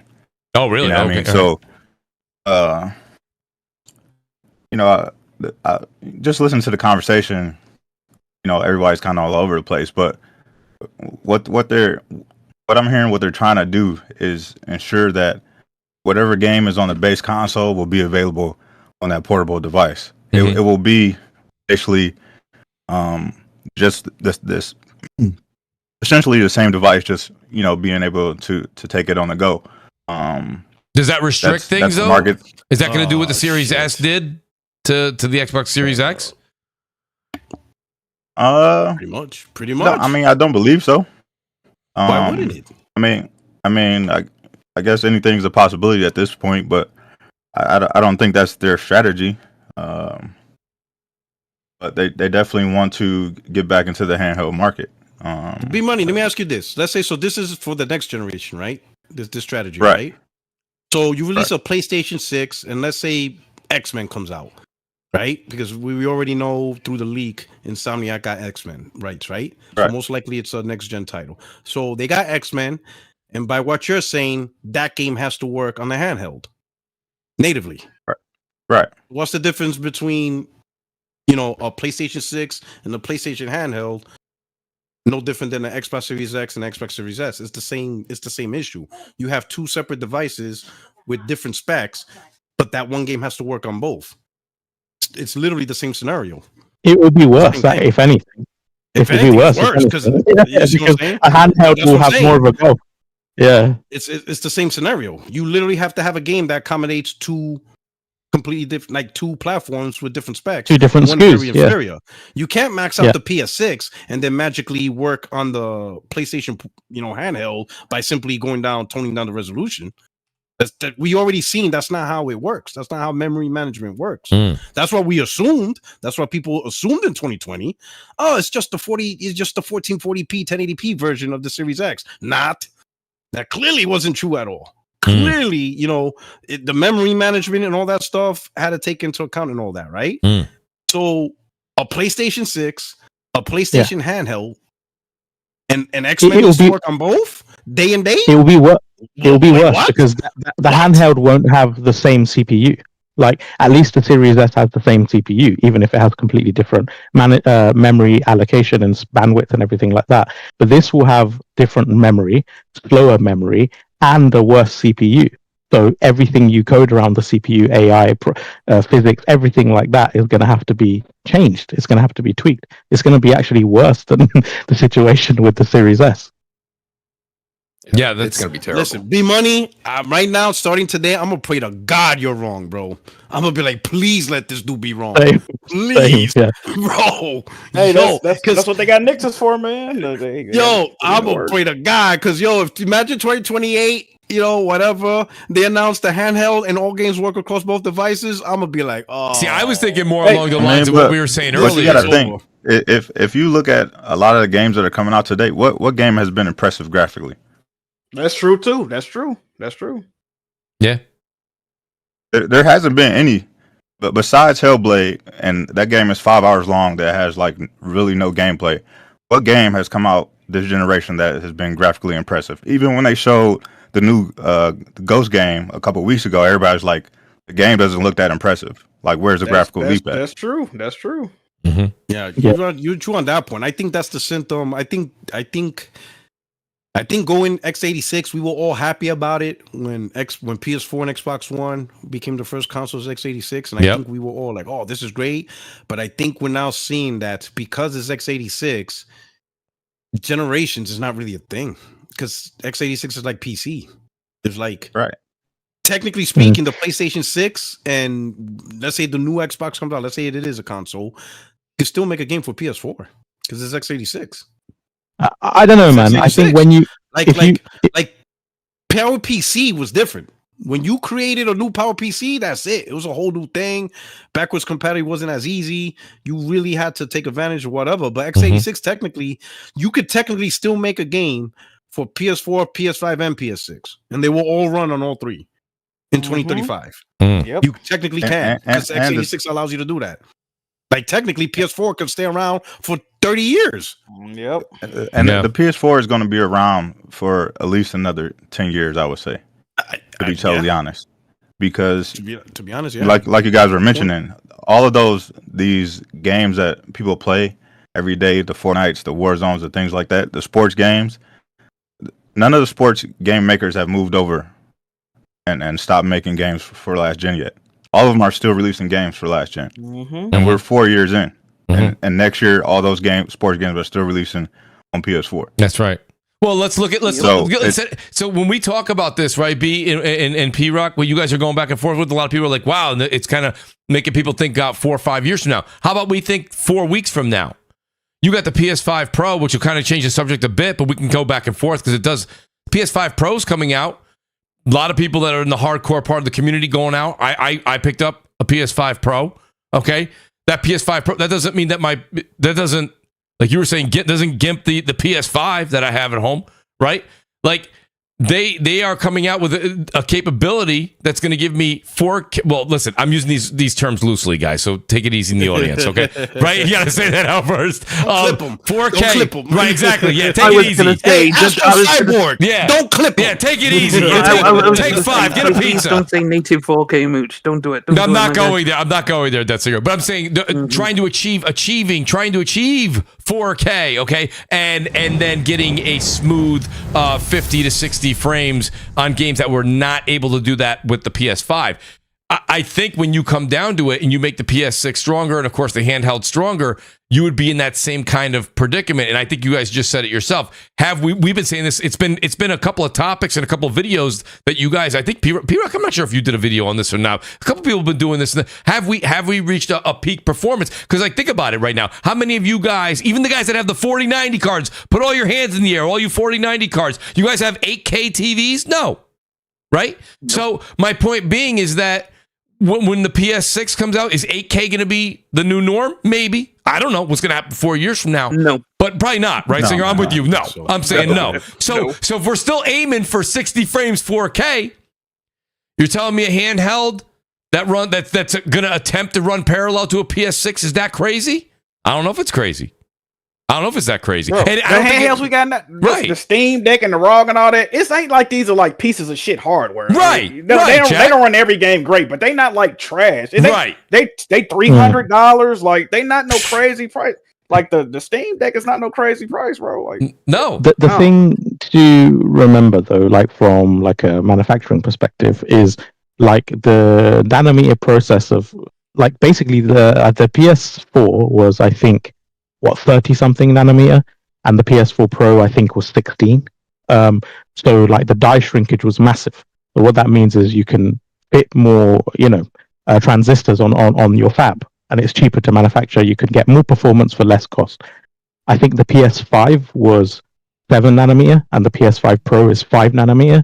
So this time round, like they've barely done any die shrinkage at all, and that's going to continue on for the next 10, 20 years. So it's just going to be harder and harder to get the same sort of die shrinkage and cost savings. Mm-hmm. So I don't think the next hardware is going to be that much more powerful anyway. And with the point about the handheld, I think they're going to have the same limitations on the handheld with, how much they can squeeze in. So I don't think, as much as I don't think this PS6 is going to be way, way, way more powerful than the PS5 Pro, I also don't think they're going to be able to get a handheld at a reasonable price that's more performant than the PS5 in a few years' time from now. I just can't see it happen. And there's heat and battery life. So exactly. You can run Alan Wake 2 on low for an hour.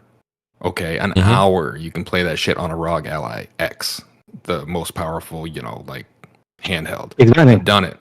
And it sucks. Jesus. And the experience sucks. 1 hour, 10 minutes, 30 FPS, all low. Yeah. So, it's good enough for Hellblade. Yeah. And here's the slower game. And here's the thing, K-Med. PS6 is not going to be running at 1440p and 4K native. It's going to be using PSSR, probably running games at like a native, 1150p or 900p or 1200p or whatever. So, with that sort of AI upscaling, you can't go down that much more on a handheld before you start running into issues with the AI. There's already heat and noise, man, and they're trying their best to deal with that. And that motherfucker is loud. Like when you're on turbo mode trying to get 30 FPS in Alan Wake, like you're waking up your wife, in bed with that thing. So just saying, we're not there yet. And battery tech sucks. It's just not keeping up, right? We need something else battery wise. I don't know what that is, but you're not going to get. This is also like the first generation of like gaming handhelds too, though. Like as for like the PC gaming handhelds, like when gaming laptops came out, I'm a proponent of gaming laptops. When they came out, some of them ran on 2 batteries. You know what I mean? That's you're right. You're right. Yeah. I think we'll see advancement. Yeah, true. Yeah. That's a good point, Jack. Mooch, yes. I was just having a cursory glance. I was like, yo, is 8K a reality? And I was, I went on to Samsung UK and I was like, okay, let's see what their cheapest 8K TV is. Samsung, good brand. Yes, a good brand. That's a TV you would want. 3,000 is the cheapest one. Okay. Yeah. 8K is 8K is a few years off, people.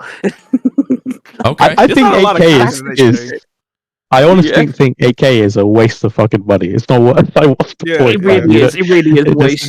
To be honest, diminishing returns. When 8K comes out, you may as well just outfit yourself with native 4K stuff and just call it quits, because that's all you need. Like, that's it. Yeah, we need video content in 8K, bro. Like, until they get like real video content in 8K, it's not even a discussion point to me, bro. Like, shout out to Brap. Glad you could join us, Brap. What we're basically talking about before we get into the PS5 Pro sales that went retail.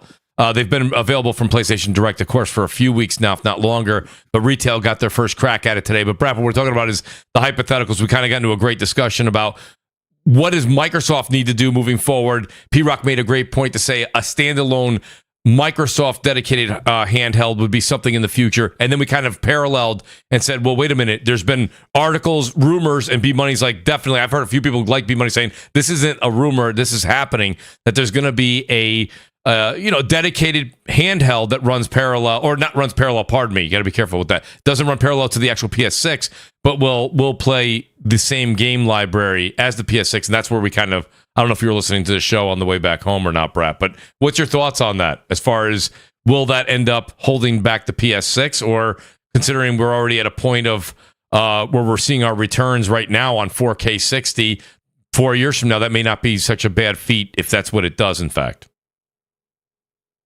I don't know about holding back, because developers can make that decision themselves. Yep. I mean, obviously there may be instances where that could be a thing, but I think like what we're seeing this generation, and I'm not saying the Xbox hasn't got any support. They clearly have, but we also see instances where developers are prioritizing PlayStation 5, right? Mm-hmm. So I could see something like that kind of scenario happening where they may not do that. They may either skip or delay a release of a game coming to the Xbox handheld or whatever it's called, or hybrid or whatever. But I think for Microsoft, for their business model, it makes sense, because it's like, hey, we want you to play your games anywhere and everywhere. So I honestly think that it's like the Xbox is going to be more of that boutique type device for them. It's going to be more of a niche type thing, the way the Surface tablets are. Okay. I think that's the future of Xbox moving forward. I think for them, at the end of the day, it's, I think most people would agree here on the panel, it's just about putting their games on every device and pretty much moving around and operating like a third party publisher. Which again, that's not I'm not saying that as a disparaging comment towards Microsoft. It's just the evolution of their business model now and what they're trying to do. Yeah, no, I think that may be their plan of attack. You're saying just basically similar to like Valve right now. Valve has their store. They want to sell their software. Oh, and by the way, we also have a handheld if you're interested, right? And a docking station. Yeah, exactly. Like, hey, we have this thing. Like, if you want an Xbox, we got that. If you want the hardware, you want the controllers, and you're that consumer, we have that for you. If you don't, well, guess what? You can go play Xbox on PC or on a Fire Stick or on a Samsung TV. You had to go Fire Stick, didn't you, Brap? You had to go there. Well, I mean, look, I think they're going to open up more. Your Roku device now has Apple TV now has Xbox. I mean, it's just where they're going. I mean, it kind of makes sense. That's the DNA of Microsoft, a software as a services company. They want to go where the customers are, and that's why when I hear people say, Halo will never come to Xbox or PlayStation, I'm like, it probably will. It probably will. Yeah, more than likely. That's just they are changing that philosophy. It may not happen right away, but look, I mean, clearly they're bringing more content. I mean, remember Phil? Not to relitigate what Phil said in February, but it's just this for, we're kind of testing it. No, I mean, the games that are, that have been confirmed to coming to PlayStation 5. I mean, that stuff, they really didn't. I mean, some of that stuff was decided within that time frame. It had to be, right? Because we were talking in previous weeks on different shows, Brap. We were talking about how Sea of Thieves Rare, right? It was a year and change to get that over to the PS5, if not a little bit longer. So, yeah, for him to say that, and then, of course, we have Doom and you have, Indiana Jones coming over. These decisions were made well in advance. I do want to ask this question. So, Jack, while I got you on the show, Jack, you've been very vocal, especially the last 2 years of this generation, maybe even the entire generation. Jack, how do you feel about the PS5 Pro? I want to talk about it because everyone was like, it's selling out. It's not. I can get it on Amazon. I saw it at Walmart if you're a Plus subscriber. Jack, did you get the PS5 Pro? And what do you make from all this noise you're seeing about a lot of folks in the community and how they feel about the PS5 Pro? Did you end up picking one up? I did not pick one up. The way I feel about the PS5 Pro, I think it's cool. You know what I mean? Me personally, I still feel like this is just me. I still feel like I haven't truly seen the power of my original PS5. So I think they can still tap into this, man. I'm still satisfied with my purchase. Me personally, it's cool. I'm not discouraging anybody from buying it. I always tell people I'm not telling you not to buy it. Me personally, I'm not gonna buy it. Right? I don't see a reason to buy it yet. As a matter of fact, like Wukong was the first game that I seen. Though I was like, damn, that probably could use like a Pro.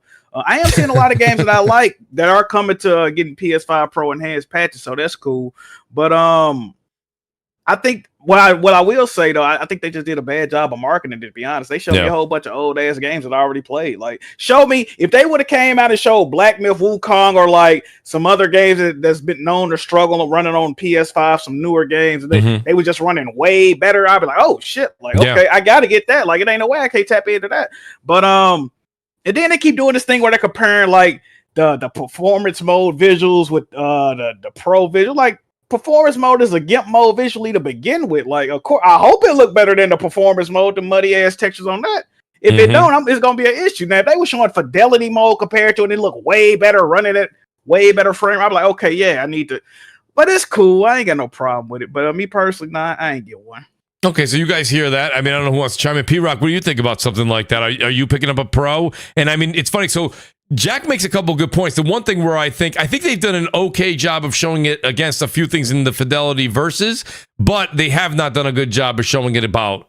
I don't think they did a good job. They should have had a game that desperately needed it, that people really wanted. The most recent game that I saw they showed was Dragon's Dogma 2, and to be honest with you, that still looks like it needed a little bit more Pro out of the Pro. So, I mean, what do you think when it comes down to it? I'm excited for it because I think just like anything brand new, they've got a lot of tech they're showing us right off the gate, right out the gate. And I think 2-3 years from now, like people were saying with DLSS went through many iterations before we are where we are today. PSSR isn't even at 1.1 on the revision yet. So I think that there's a lot of room to grow there, which is why I think you've heard me say it on the show too. I'm getting it. I never say on the show, you need to get it. You should get it. If you feel you should, you should. Maybe it's something when PSSR gets a 1.2 or a 2.0 update, that may even show some of the folks like Jack that are waiting to see that definition rise. That's what may make those people make that purchase at that point. But P-Rock, you buying it today? Oh yes. I didn't buy it today. I'm gonna wait to just go to Costco and I'll just pick it up at Costco. Yeah, you'll be able to walk in the store and get it. Yeah. Yeah, I don't think it's gonna be all that crazy, sold out, whatever. Like the PS4 when the PS5 when it first came out. I think excuse me, my bad. I'm definitely getting the PS5 Pro because it's simply, to me, Sony's doing a better job with this mid-gen refresh as compared to the PS4 Pro. I wasn't impressed with the PS4 Pro at all, so I didn't bother with it. Even though it was just $400, I was like, whatever. This one is more impressive because it's doing what I think a mid-gen refresh should do. And in this case, right, with the PS5, and it's a great console, right?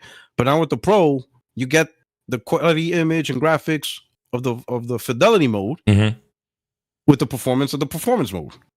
Merged together in one choice. Yeah. And that's exactly what I want, right? The PS5 can't do that, which is fine. You know, the console's fine. It's only $400, right?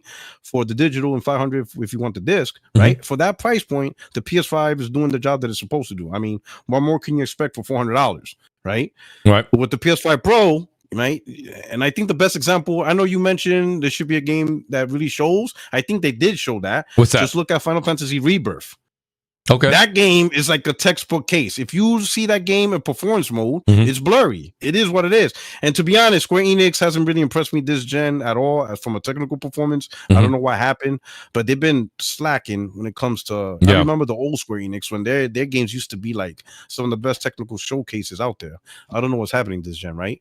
But you could clearly see that, Final Fantasy Rebirth is one of those games that, if you're going to play in performance mode, you saw a lot of cuts to that game. Yep. You saw a lot of cuts to the graphical fidelity to get that 60 frames.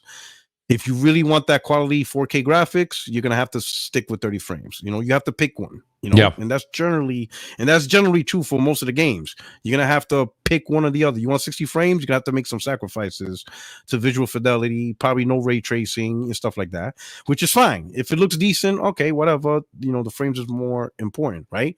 But now with the Pro, you ain't got to worry about that no more. You ain't got to sacrifice fidelity, graphics, ray tracing just to get your 60 frames. You get both. Now, granted, you have to pay more, but that's how technology is. If you want more out of something, it's generally going to cost more money. So now with the PS5 Pro going forward, I ain't got to worry about, picking performance mode at lower fidelity, lower resolutions, no ray tracing anymore. I don't got to do that. I can enjoy the best of both worlds. I can enjoy the fidelity mode of PS5 Pro along with the performance mode of the that the PS5 offers, all in one package. Yeah, and that's what I expect. That's what I want. I'm happy with that. I'm right there with you. And like I said, I do think as we go through, I don't think it'll take years to get there. I think it'll be probably months, but you'll start to see the revisions coming out for PSSR and making it better and better. K-Med, what do you think, K-Med? I mean, I know. Listen, maybe when you're down in those tropical areas, you want to bring a Pro with you, buddy. Is this something that hits home for you, or you're like, no, I'm good right where I'm at? I think I bought 3. So I'm trying to figure out what you the fuck I'm doing. See, I gotta worry about this guy. He's talking up all the. Stay away from Costco, man. Yeah, man. No. I try to stay away from Costco for real. But yeah, no. I bought 3. I'm gonna use 2. I'm gonna have one around for a friend maybe. But I don't think they're gonna sell out. I do want to upgrade my regular PS5, and then I'll see how much I like it and see if I keep the other one for like the living room. But PSSR excites me, man. Like that's a big step. I think we're gonna see good things. I've always bought the Pros. I guess I bought the PS4 Pro and the Xbox One X, and I used to buy video cards like all the time. And so $700 is whatever, right? That's a mid video card, right? So so I don't know, man. It's not a huge deal for me. It's been 4 years. I love the iGoodies. I don't blame anybody for not getting it. There's no need for it. Absolutely. But if you enjoy, the eye candy and the frames, and you want a better experience on your PS5, get it. Sure, you can build a PC, and I have this discussion with people all the time. It's probably honestly going to cost you a little more, and PC comes with its own caveats. I already have gaming PCs. I'm on one right now. It's just not where I choose to enjoy most of my games, right? So I'm excited, man. I'm definitely keeping one of the 3, and I'm gonna go and buy up all the Costco inventory before P-Rock gets to before he just left to go get one. Oh shit, man! I had that queued up. I don't know how the hell that timing worked out. Well, Brap, I saw you online today. Brap, were you attempting to get one? Brap, are you? Listen, Brap, sometimes you get you might have got FOMO today. I don't know if that happened, but did you end up picking one up, or even if you didn't today, are you planning to in the next 3 to 4 weeks? Yeah, so it's funny. I couldn't get out to GameStop by the time they opened, and when I called, they already sold out of pre-orders, and so yeah. I mean, I think what I'm going to do, and I have a Series X that the kids were using. They don't want to use it anymore, so I'm just going to trade that in. Yep. I have 2 PS5s here. I'm going to trade one of those in. That's what I did. So I'm going to just I'm just going to take those 2 consoles and trade them in for a Pro. I mean, why not? I get the extra performance boost, and I've got those 2 consoles that I can get trading value for.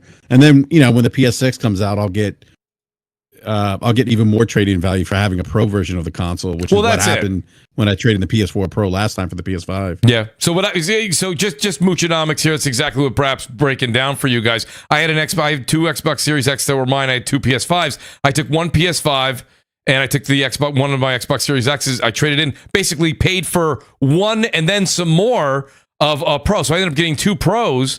And one's totally paid off, and then I'm basically buying one. So I'm buying one, and I like that I'm going to get more money for the PS5 Pro in 3 or 4 years when the PS6 comes out. So it's just kind of, I'm putting a little bit more of an investment into the future of that. That's not saying that that's the right way to go. Just seems to work for me economically at this point in time. But I do have to say, the one thing that is crazy is GameStop, man. GameStop only got, shout out to Gaming Forte. I wish Forte was able to make it tonight. You know, each GameStop only got 6 units. 6 units. I was lucky. I got there and I was like, I was the first one there. I was like, let me get 2. He's like, yeah, you can. You know, I couldn't get. I had to bring a friend along as well because I was like, buddy, you got to go. You had to be a Pro member. So a buddy of mine works for me. He's like, yeah, I got a Pro membership. I'm like, here, you have to get the other one because I can't. They only sell 1 to each household, and you had to be a Pro member. So a couple of stipulations there that a lot of people didn't talk about at first, but. Nonetheless, I like your idea there too, Brap. I think that's the way to go. I think financially it makes sense. You're really only putting, a lot of people keep saying 700. Unless you're a collector and you're like, I don't trade consoles in, I have them all the way back to the Coleco and Atari. Unless you're one of those folks, you have a PS5 in your house. They're giving, I think even now you're getting more. I went during the Pro days last week. Pros got like, I don't know what it was, 10%, 15%. They're doing 30%. If you trade in a console towards another console, 30% on top of what they were given for trade-ins. Again, I don't have those numbers in front of me. I wish the great Gaming Forte was here. But that's a lot of money. Think about it. You bought a $500 console in 2020. Which you guys would get more now if you're a Pro member, I got $360 last week for my PS5. So I played this thing for 4 years and got more than 50% back. More than that. What am I talking about? 5. I'm thinking the 700. $500. I got $360 back. I enjoyed that console. Played it every day. Was on every single day for $360. That's crazy. $360 back in pocket. I really do think it's a good idea for you to go and get your money's worth if it's within your financial means. I always end it that way because that depends. But that's me. I mean, you lost $140, 2 games. It's nothing. I lost $140 I don't want to be bad. I understand 4 years. For some people it's a lot of money, but like, come on, though. Yeah, that's like a dinner, like a fancy dinner with your lady. Oh, don't get me started. Sell your console outright for probably like $300 too. You could, absolutely, Kay. You could definitely do that. That's the one thing that I always like to bring to the audience because people write me after the show all the time. They're like, Mooch, I caught the show. I actually did the math. That's kind of crazy, right? $360. So $140 is what I paid to have the PS5 in my house from 2020. I got it on launch day. You know, I mean, that's like Nib saying. I've had 2 or 3 buddies over. We're watching crazy. The Mets have been absolutely amazing so far in the postseason. Shout out to the Mets. But nonetheless, Mooch, I'm rooting for them, man. Listen, buddy, I got news for you. You know, I mean, if I was a tattoo person, I'd have one. I just don't. I'm not that guy. But nonetheless, every 10 years the Mets make a playoff, so I'll take what I can get. But to Nib's point, I had some people over. You get what? 3-4 pizzas, got 40 wings. I'm at $100. That food was consumed in less than 30 minutes, folks. I'm talking about 4 years, $140. So, and then like Brap was saying, now you have a PS5 Pro, okay, and then let's say the PS6 ends up being $600 or $700. People say, oh no, that's the new number. Okay, fine. It's $700. Great. Well, now hopefully you're getting somewhere around $450, $475. I don't know the number. I'm just throwing these numbers out there right now. I just think you keep getting a bit of that return back. It's like your 401k. You're putting a little bit in now for hopefully a little bit more later. You know what I mean? You're always going to pay a little out of pocket, but it actually works out even better in the UK because in the EU and UK we had more of a price increase. So it's the only time, like my cousins and stuff, they're like, oh, we'll wait for a price drop, and then 4 years later it's more expensive. They're like, yo, hold on a minute. And it's like, I ended up, like, I literally will get more for my console, or not more, I'll basically break even near enough, selling it privately on Gumtree or, you know, eBay or whatever. Obviously eBay, there's fees, that's why I prefer to sell on Gumtree. But will essentially make all my money back, which is crazy. Like, imagine having a console for 4 years and just getting all your money back. So yeah, for me, the actual difference is even less actually. So it's a real no-brainer. Like, it's a real no-brainer. As for the, did you see the Digital Foundry video they put out today? I did not. Asking, yeah. So it was the question. The video question was.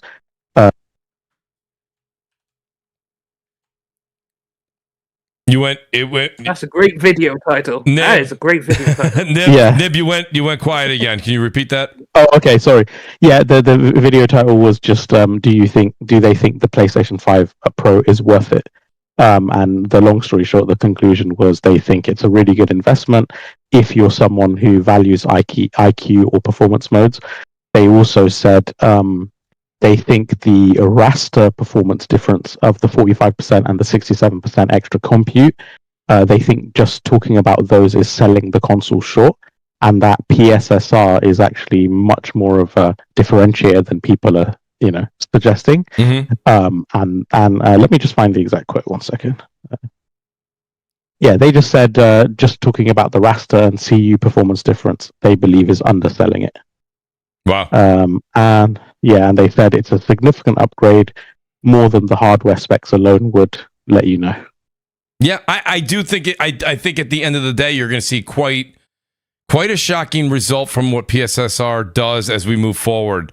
Like I said, DLSS, everybody can't stop talking about it, and they're on their 6th iteration now. Yeah. So and don't get me wrong. DLSS 3. Is it 3? Yeah. I apologize. Thank you, Deathsinger. Deathsinger's here to correct. I appreciate that. But Deathsinger, think about it. That is kind of a thing. I know the PS5 Pro is definitely not on your Christmas list. But I mean, Singer, at the end of the day, I think that this could be, and I know I'm really asking you to stretch here for a second, but this could be for, what for console gamers, what DLSS was for PC gamers. And I think that that's something that I think if you're a console gamer only is quite exciting. I would say that's why it is fantastic news because DLSS does a lot of heavy work. Yes. Especially when you start turning on ray tracing and the like. When I watched that comparison video between 4070 and the guy was playing Alan Wake 2 with ray tracing on high, but he was using frame gen and he was using DLSS in quality mode. Right? Yes. And he's only getting 80 FPS in the town, right? So once see ray tracing is going to be a thing which it impacts performance, right? I think these console people are going to want it. And if you want the ray tracing, you're going to want the PSSR because it will do a shit ton of heavy lifting. So yes, if you're a tech enthusiast and you like the latest and greatest, you buy the PS5 Pro. It's going to run your games better. And if you're into that, if you don't have the money or you really don't care, then you don't have to buy it. It's like, do I want to buy a 4090 or do I want to buy a 4070? And it's like, well, I mean, the 4090 is great. Yeah. 4090 is great, but it's like, okay, so I'm paying this much more, but if I don't really care about ray tracing, I may as well just get the cheaper card. Or if I really don't care about ray tracing, I'll just buy an AMD card. Right. Because AMD is worse ray tracing. That's why I'm curious how AMD's ray tracing is going to work on PlayStation. Because typically, NVIDIA beats AMD when it comes to ray tracing. So it's going to be an interesting. But we still have to see. We still have to see because AMD came onto the scene and their FSR was inferior to DLSS when it came out. True. And their ray tracing was inferior, but AMD beat them in rasterization. Right? Mooch, I will say one interesting test someone did. I forgot his name. I think it's the Turk or something. Basically, made this comparison with a bunch of equivalent PC components. Yeah. To show his plan was to show that the PS5 Pro would not be equivalent to to certain GPU. But indirectly, he ended up kind of doing the opposite, which I found hilarious when I was watching the video because his sort of criteria was wrong. But essentially, he had a 6800 with a 3700 Ryzen X, so similar CPU equivalent, 6800, which is compute comparable. Then he had a 3070 Ti, and he had a 4070. Yes. And it was running, according to him, obviously I didn't do the test, so I can only quote what he quoted, but running equivalent F124 settings as the PS5 Pro in Digital Foundry's test. Remember, they had all the fancy ray tracing on. Yes. And it was a locked 60 frames per second using PSSR. So the 6800 running FSR performance, which is a native resolution of 1080p. In his clip, it drops down to 46 frames per second running around Monaco. Whereas with equivalent settings, the PS5 Pro is a locked 60. So that means the PS5 Pro in that scenario was running approximately 30-something% higher frame rate when it dropped to 46 frames per second. Wow.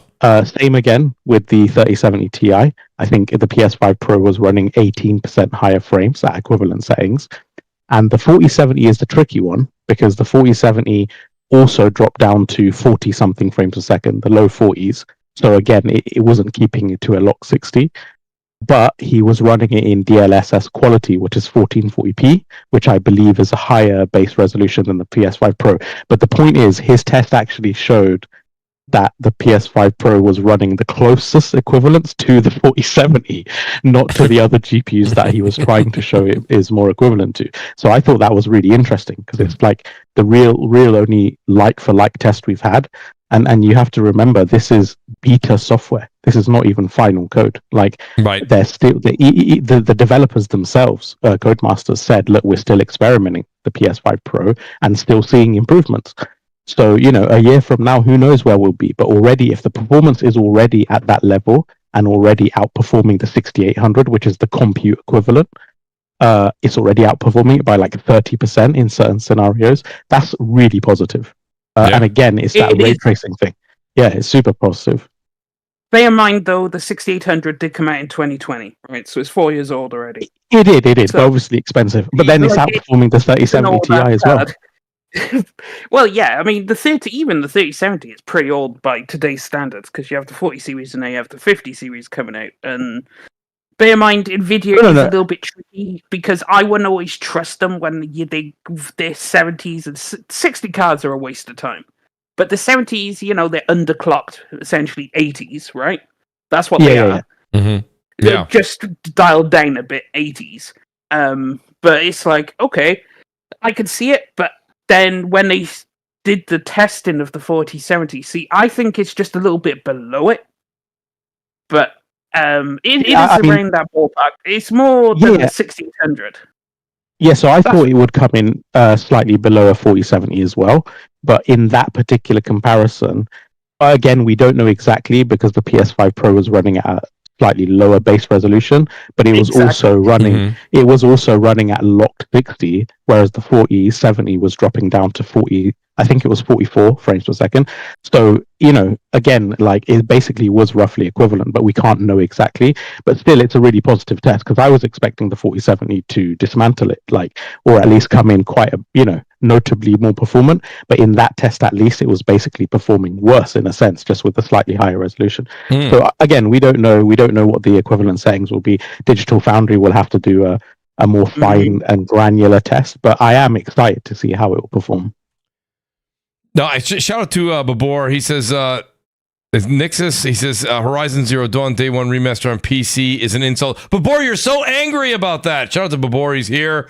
AK4 Fly 2, he says, people are forgetting that Horizon DLC, and these are a few moments old, I apologize, guys. Forgetting Horizon DLC and I don't know what he's saying. It wasn't on the PS4 because of the constraints. We want bigger and veteran, not less. I think he means bigger and better, not less. Shout out to AK. I appreciate that. Rambling Entertainment says enough people that don't play Halo, and we listen to them. Why? All Halo needs to do is succeed and release a complete game at launch. Features complete. Shout out to you guys. I appreciate those super chats. And the great Jimmy Harrison as well.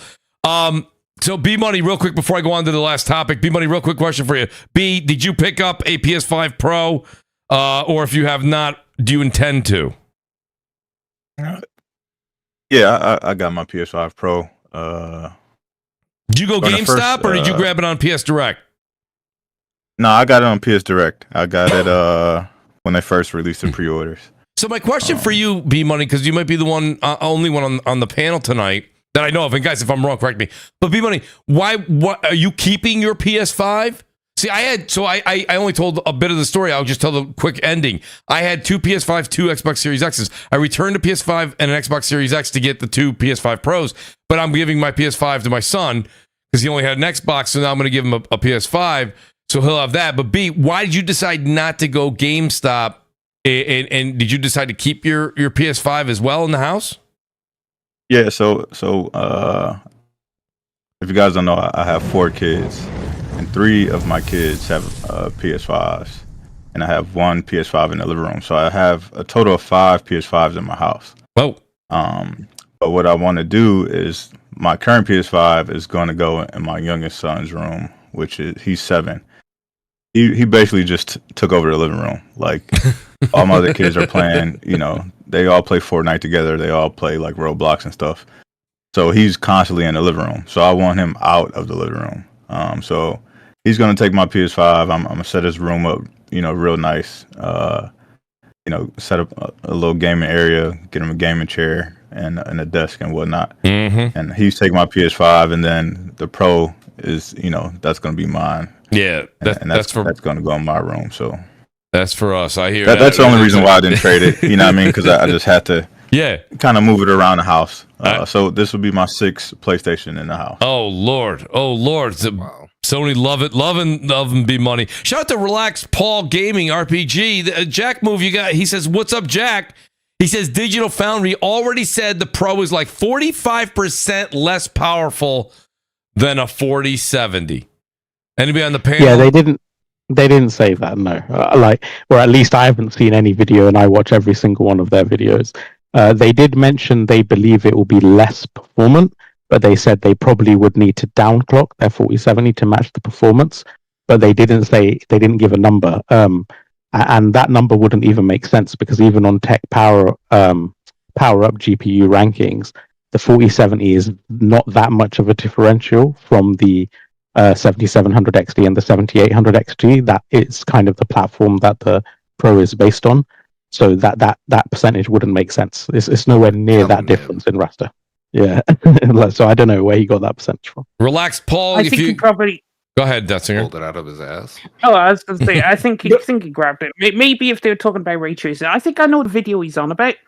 When they were comparing, they had a round table and they were comparing the games shown off, and it was Matt, I think, the one dude, I can't remember his name. I think it's Matt something.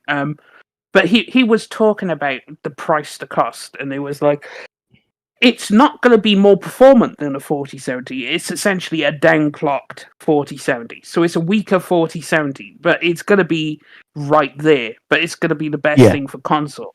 And it's not threatening to PC, because PC really doesn't care, because if you have a PlayStation already, you're probably going to upgrade to the Pro, but you have a gaming PC anyway. And the people on gaming PC ain't going to downgrade because they're not all of a sudden going to give up having to pay online, all the discounts and everything you do on PC.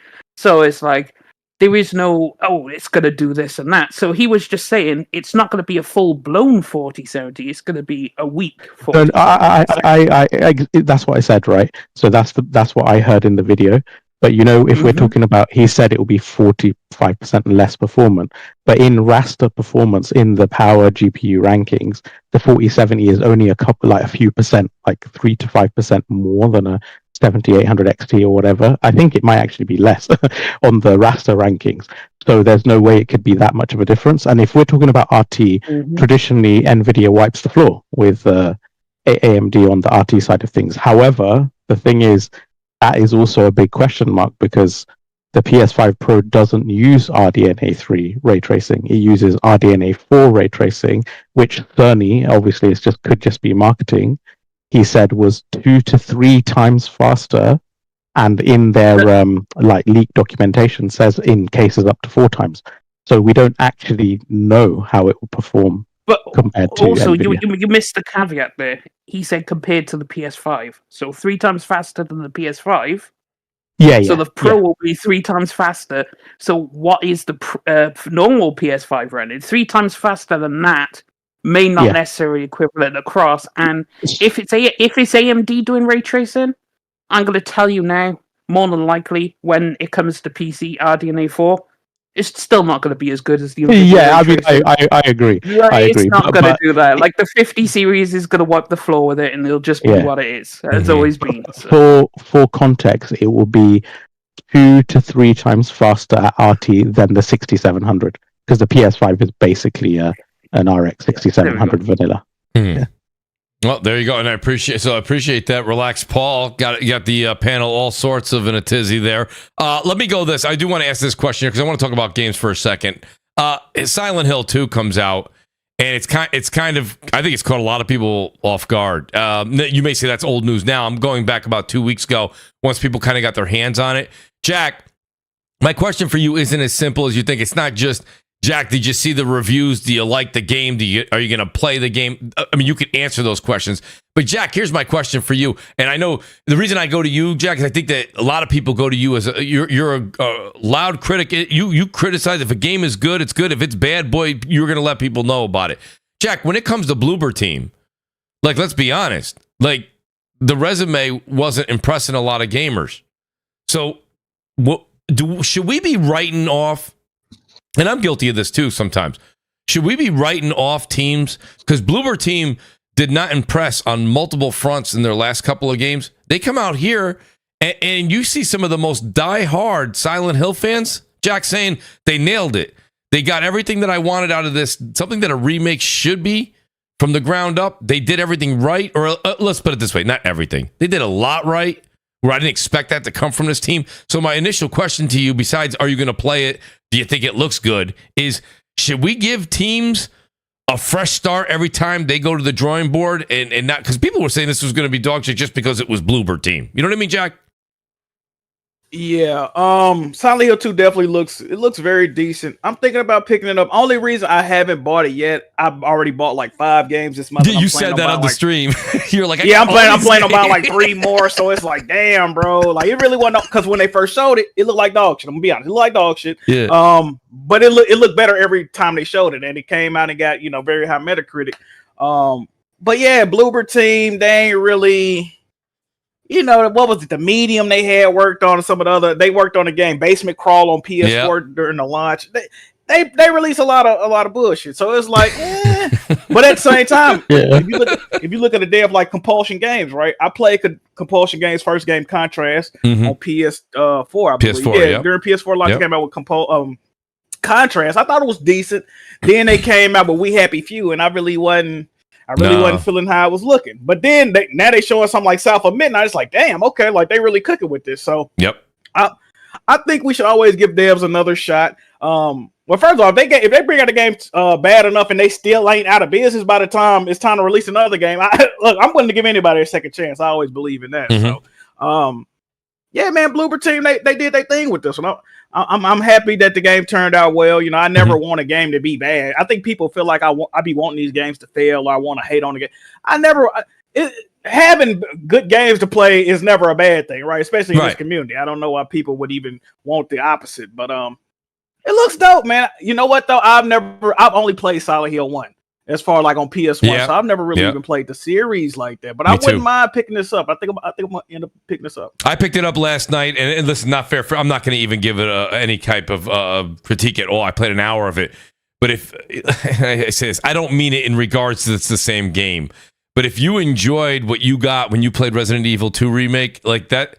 That's the vibes I'm getting from this, in the sense that the horror's there, the work has been put into it. You can tell that they put TLC into it. So if you were someone that played it on the PS2 and said, I'm not going to play that because I don't want to lose that nostalgia, I don't think you're going to lose that nostalgia. I think all you're going to do is enhance the eye candy on it. It looks phenomenal. It looks absolutely phenomenal. Kay, what do you think? Kay, you picking this up? Yo, no. I wanted to chime in because I have played like probably 8 hours of it. Oh, please so far. talk on it. Yeah. I think I'm going to finish it this weekend, and then I do have to get out of here. But it's incredible, right? I mean, they did a really good job. They already had a good foundation for the game, right? So they at least didn't fuck it up, which is essential, right? When it comes to a remake. Yeah. And they kept the same vibe. They just enhanced everything. The sound effects, the DualSense is really nice. I think that might also go on PC. I think it's DualSense capable as well. Headphones with the 3D audio. I mean, everything is just shapes this into a really, really good experience. And I think at this point, proves that Bloober is maybe ready to come into that AAA space. Because let's not fuck around. I mean, they're a AA studio, right? I mean, they've done nothing that qualifies them as a AAA type of, blockbuster hit. I think this gets them a little closer. Yep. It gives them some cred. And I could see them, hopefully making a couple more remakes or making something original eventually that takes what they've learned from something like Silent Hill 2. But yeah, man, if you like the original, this is an incredible experience. If you've never played a Silent Hill game, this is the one to step into. You don't need to play Silent Hill 1 to enjoy this story. Yeah. It stands on its own. The Guardian newspaper gave it a 2 out of 5, and they said, and I quote, that the monsters were too sexualized. What are your thoughts? The monsters were? The monsters? Right. Now I'm a horny dude, all right? And you can clip that. But I am not thirsty over the monsters. Are you fucking for real right now? I swear to God, you can Google it right now. All right, the monsters with no heads. I mean, with no arms. Yeah, just kind of worming. I think maybe. No, I'm done. I'm done. Yo, my mother-in-law is coming over to deliver a laptop because I'm her tech guy, so I got to get out of here. All right. Yo, guys, Kay, thank you for having me. Great to have you, Kay. Thank you for the review there, Kay. We'll have to have you back on the show real soon. Yeah, have me back. Follow me on Twitter, KMed with 2 underscores between the K and the M.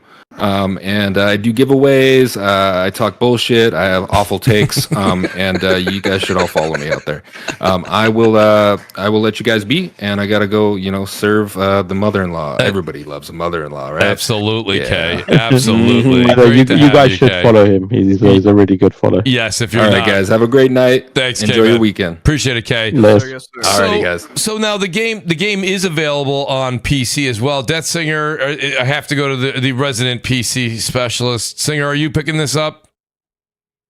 I enjoyed Silent Hill back in the day, and it might be on that's like a Steam sale, because right now Metaphor just released, so no chance.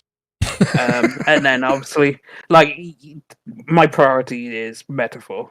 Wouldn't be that. So that's more like a summer sale on Steam next year kind of game, You know what's funny? As you keep saying Metaphor, all I picture is those baseball memes of guys seeing a changeup pitch and a guy who can't wait to crush it because it's going to be about 15 miles an hour less. And that guy who can't wait to crush the ball is Nib. Nib hears Metaphor and he's like, did somebody just tap me into the ring? But the thing is, though, what I will say about it is Bloober, I think, a great, remake or remaster a game. Yes. But when they go out and make something on their own, that's probably not it. That's when they should just continue being a remaster studio. Something like that, because clearly when left to their own devices, I mean, I'm still not sold. You could do a good job remastering this, but all you did was take what was already there, make it look better, make it sound better, add all these features. But fundamentally, the game was already created back then. That's right. Well, that's it's fair. just like, that's okay, fair. I could give you partial credit, but I can't give you the whole credit, because, so it's definitely, I'll play it, but Steam Summer Sale. One of those kinds of games. Okay, fair enough. Brap, B Money. Anybody else picking this up? Nib? Yeah, for me, man. Brap, that was a no? Well, I mean, yeah, I've got a lot of stuff to catch up on. Which, as you know, I'm quite involved in baseball, so. But Brap, it's Halloween, Brap. I know it's funny because I was laughing. I'm like, damn, it's fall ball, and like I'm here in a tunnel. It's October. Like, what is happening? Like, Brap, you're sitting there. Brap, you're cutting out a little bit, Brap. But I'll tell you, you're in the tunnels. You're doing baseball. It's fall ball. We're both doing. I'm doing the same. We have fall ball with the family, and I get all that. But at the same time, I'm sitting there and I'm thinking, Brap's thinking to himself, I could be playing Silent Hill 2 right now or on Crossfire. No, but Brap, honestly, the thing about it is, and I do have to ask our resident. Mooch, go ahead, real Brap. quick. The one thing I was going to say was please. the backlog too. I mean, there's so many great games coming out. Metaphor, ReFantazio is coming out. Then end of the month, there's Dragon Age. So I mean, well, the great thing about I don't know, Brap, man. if you're playing, time. If you're playing something now, which like the Great Death Singer is, that I understand. Myself personally, I was just kind of going through. Believe it or not, I'm going through The Last of Us 2 remastered just to try and get the platinum on that. So I'm kind of eating away at that through the Halloween month we are here in October. And I thought this game here, I don't see maybe, I don't know what getting the platinum is going to inquire or as far as time entail, pardon me. But I think that this is a good game because I am planning to get Dragon Age as well. I'm planning it, not saying it's 100%. I want to see a little bit more about it, but it looks very good. If I end up playing that at the end of the month, that'll kind of take you through the fall if you're not playing any kind of multiplayer or playing any Call of Duty, things of that nature. So, this game here is probably only a 15 to 20 hour runtime. And it may only be like 25 or 30 if it's a platinum. I haven't looked at the numbers yet. So I think it's something you could squeak in there. I'm a big fan. I do have to ask Nib and Death Singer. Guys, do you celebrate? I honestly don't know this. Do you guys is there Halloween over there? Yes, do you guys do Halloween? All right. Yes, I think some Americans would like to know if there's a British Halloween. Hey, Mooch, I have a follow-up question to Please. That. Do you celebrate Christmas? Yes. I'm 100% Italian. Right. What the hell am I going to do? The only thing I tell you what, I'd love to go to Mooch's house for Christmas. A lot of vino and good times, I bet. And Christmas Eve is when you'd want to come. Nib, that's the only time I'll compete with Nib on a plate showing. I'm not going any other day against Nib.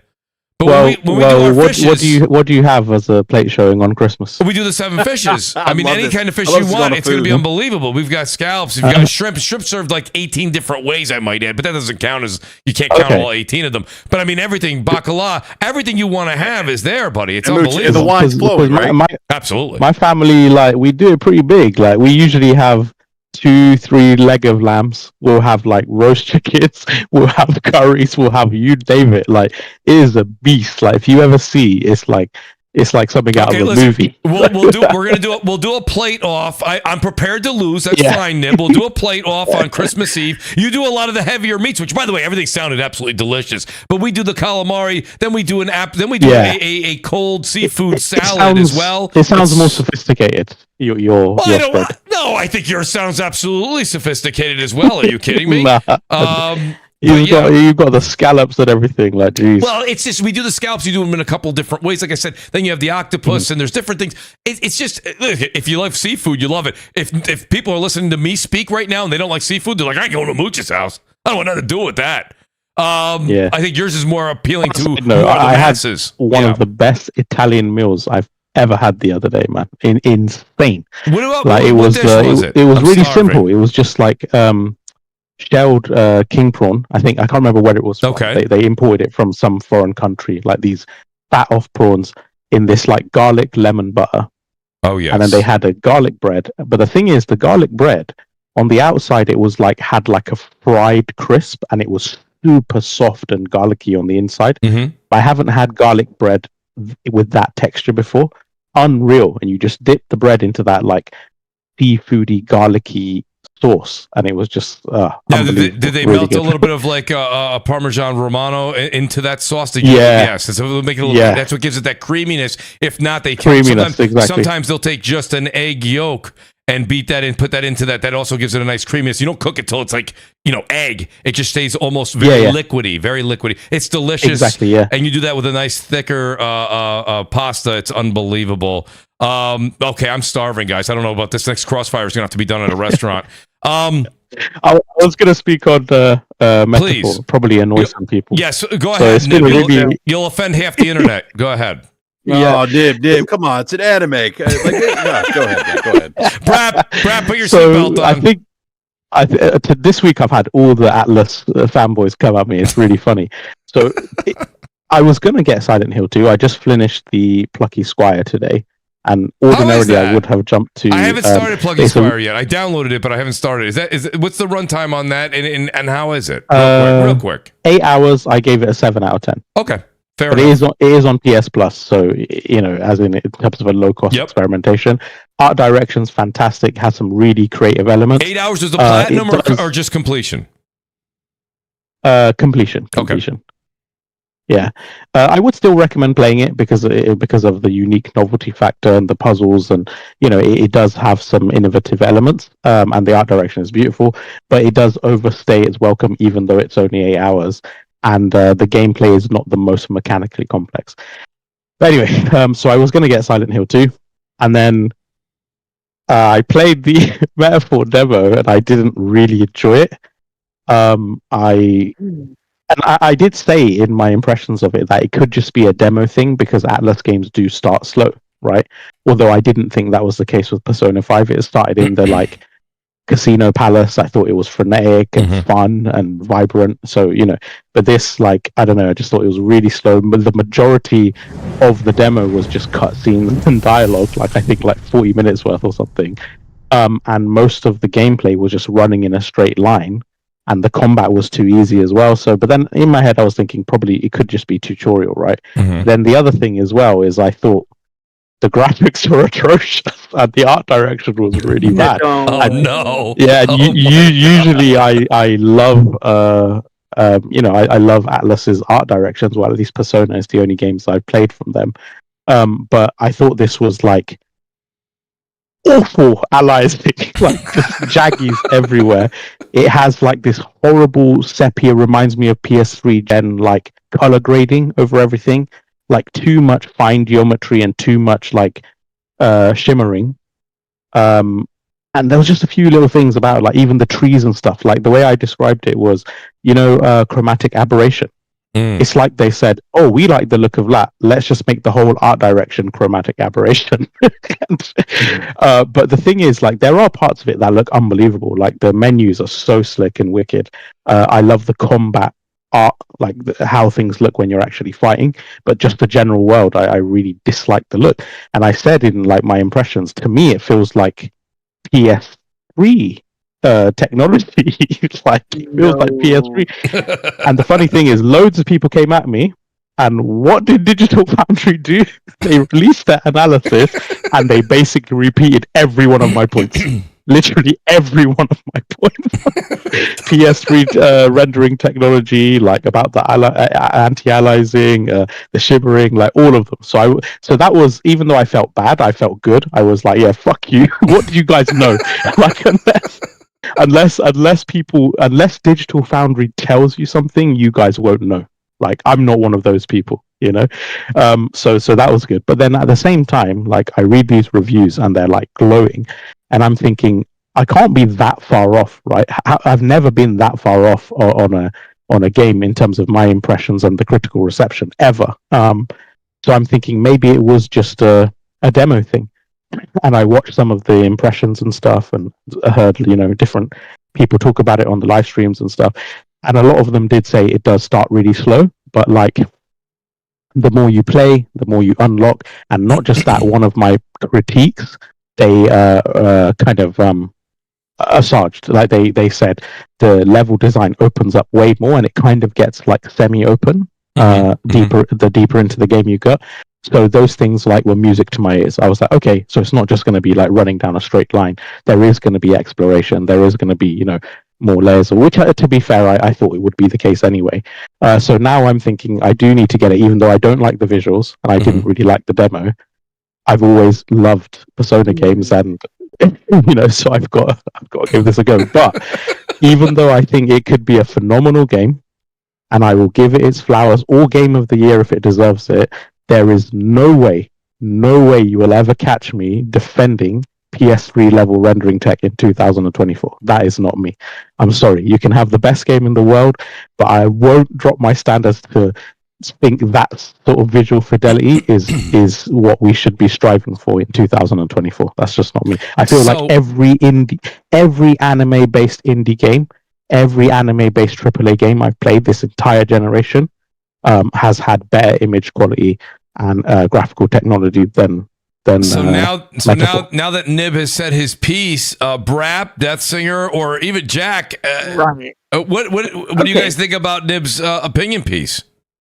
All right, so you see, Nib, now, well, when you get down to it, it looked beautiful to me. It looked great, right? I didn't notice all these details, because you know what? I opened up the settings menu, and I went in and turned off the shit I didn't like, right? So the game looked incredible, right? I have that option. So if I motion blur, don't like it, off. Don't like it, off. Low, off. Can I just high. quote Digital Foundry? I don't have a 4090, but they said even with a 4090 running at maximum settings at native 4K, it did not get rid of any of the aliasing or shivering issues that they had on PS5. I thought it looked good. And apart from the slow intro, I'm a serial RPG enjoyer. I play all the RPGs for the most part. And let me tell you, most of them start off slow. Why? Because they do the world building. They lay out the main characters. They lay out the main overarching story. Get you into the world. This is what you're going to do. Here's a spaceship over here. Here's a city over here. This is the backstory. There's some really important person that you're not going to give a shit about halfway through the game. All of that will be there, and it starts off slow. Then it'll build into the action and whatnot. That's why I was like, okay, I know. When I went into the demo, I'm like, okay, we're going slow. I'm loving it. I'm licking it up. My plate's full. Right, I'm loving everything on it. But it's got the great Persona combat, the archetype system. I like it. Like, okay, it's basically Personas, but renamed, whatever. But any of your characters still quick, and it's what I wanted. A different, because I didn't want to go back to school, because I enjoy the school setting. I'm not one of these people who don't dislike the school setting. But I like the way they went in a different, like, high fantasy direction, and I'm loving the world, loving the main character speaks, right? Hooray, right? Finally. So, So we don't have the silent protagonist no more. I'm loving it. So I mean. Cool. Yeah, it's weird because the comments to my impressions were like 50-50. Some people were like, "Oh, I didn't like the demo." Some people were like, "You're on crack, mate. Like this was the best thing since sliced bread." Is the demo still available? It is, I believe. Yeah, it is still available. Okay, so I think what I found, like for example, Persona 5 and Persona 3, after you finish the casino bit and you end up in the school or in Persona 3 the dorms and stuff, I felt like it kind of introduced the characters in a more, I don't know, let's just say organic way, where I'm slowly learning the characters, and it's cool, it's like a good flow. Whereas I felt like in this demo, it's like every few seconds there's a different cutscene of some other shit that's going on. It's like some anime cutscene introducing this character, this thing's going on, and then another thing, and then these people are having a fight, and I was like, oh my god, like it's a bit scattershot. But again, like it's probably just setting the ground, and then I understand like probably the deeper into the game you get, it's gonna level out. So let me ask this. Let me ask B. Are you also picking up Metaphor? Have you picked that up? Yes, I'm getting that day one. I've been talking about this game since it was just Project Refantasy way back in the day, and they had the concept art. So yeah, I'm there day one on this game. Really love the demo. How long is the demo, B, if I may ask? I mean, you could play it for a long time. I think I put like 10 or 11 hours into the demo. Okay. Does that carry over, B? Yes. Yep. Yeah, it carries over. That's fair. You gotta respect I that. like what they did as far as like allowing you to your character isn't stuck as whatever like persona or like abilities, you know what I mean? So like you can change it up, you can set your party up how you want it to, and like just that flexibility is something that I was looking forward. So I'm definitely looking forward to it. I got it pre-ordered. So when's it launch? What's the launch day? It launches this Friday. This upcoming Friday? It launches right now. It's today then. I thought it was right now. I thought it was now. It's right now because I thought pre-ordered it. Because I pre-ordered it on CD Keys, and they sent me the key yesterday to preload it. And it releases on the 11th, and it's already 11th, and I'm downloading the game right now as we speak. So. Well, speak for yourself over there on that great island of yours there, Death Singer. It's still the 10th over here. Just saying. Mooch, I'm taking it you haven't played it yet, the demo. I have not. No, I'm actually thinking about downloading it after this. Not now. I'm going to sound like you guys here. I do want to get through Silent Hill, as you guys know. As Death Singer reminded the audience, me being, I can't say Halloween's my favorite holiday. I have to give the tip of the cap to Christmas, but Halloween's like my second favorite holiday. Love it. I pretty much watch just horror, like as many horror movies and play horror games and VR. I'm telling you, boy, VR is meant for horror games, boy. I'll tell you that much. Just a lot of fun this month. So, but I will definitely check out the demo. Why would I not? Especially if it carries over. Crazy not to. I definitely am. I'm hearing you guys talk about it is definitely encouraging for sure. Even Nib gave it you gave it a graphical criticism, Nib, but you didn't stop from saying that you like the game very much. Yeah. The thing is, like, it's one because all RPGs, like, they take time, right? And then at the end of the day, they're narrative-based games. So, and you're growing, you're building your character, you're unlocking move sets and new, shift changes and all of that stuff. So I acknowledge that the first few hours or whatever, I didn't play it for 10 hours or whatever, is probably not going to be indicative of that. That's why I wouldn't write it off just based on the demo, even though I didn't enjoy the demo. Like, it's a snapshot of the game, right? Like, it's basically a tutorial. Like, so, but obviously other people did really enjoy the demo. So I'd love to get your thoughts. Like, after you play it, you need to DM me or something. You need to let me know what you thought. I will actually. If you see me online, just jump into a chat, buddy. We can talk as we go through it. I do want to say so real quick. Did you play any of the Persona games?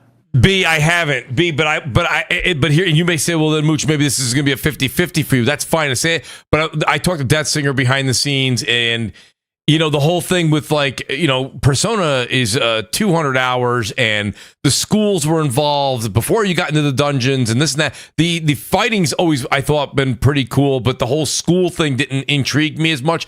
And people were saying, Mooch, metaphor may be your jam in this particular category because they kind of take a little bit of that stuff out that Persona had, and it's a more focus on certain relationships don't pertain to the schools and this and that, and you can go right into the dungeon. It's more fight-based.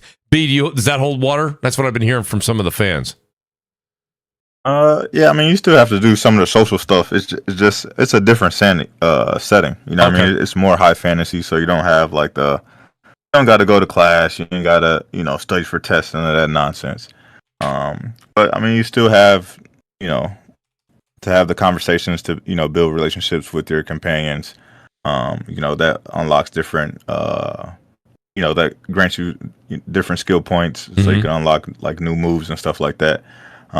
So I mean, you do still have like the social aspect. It's not as deep as I would say like Persona 5 and Persona 3.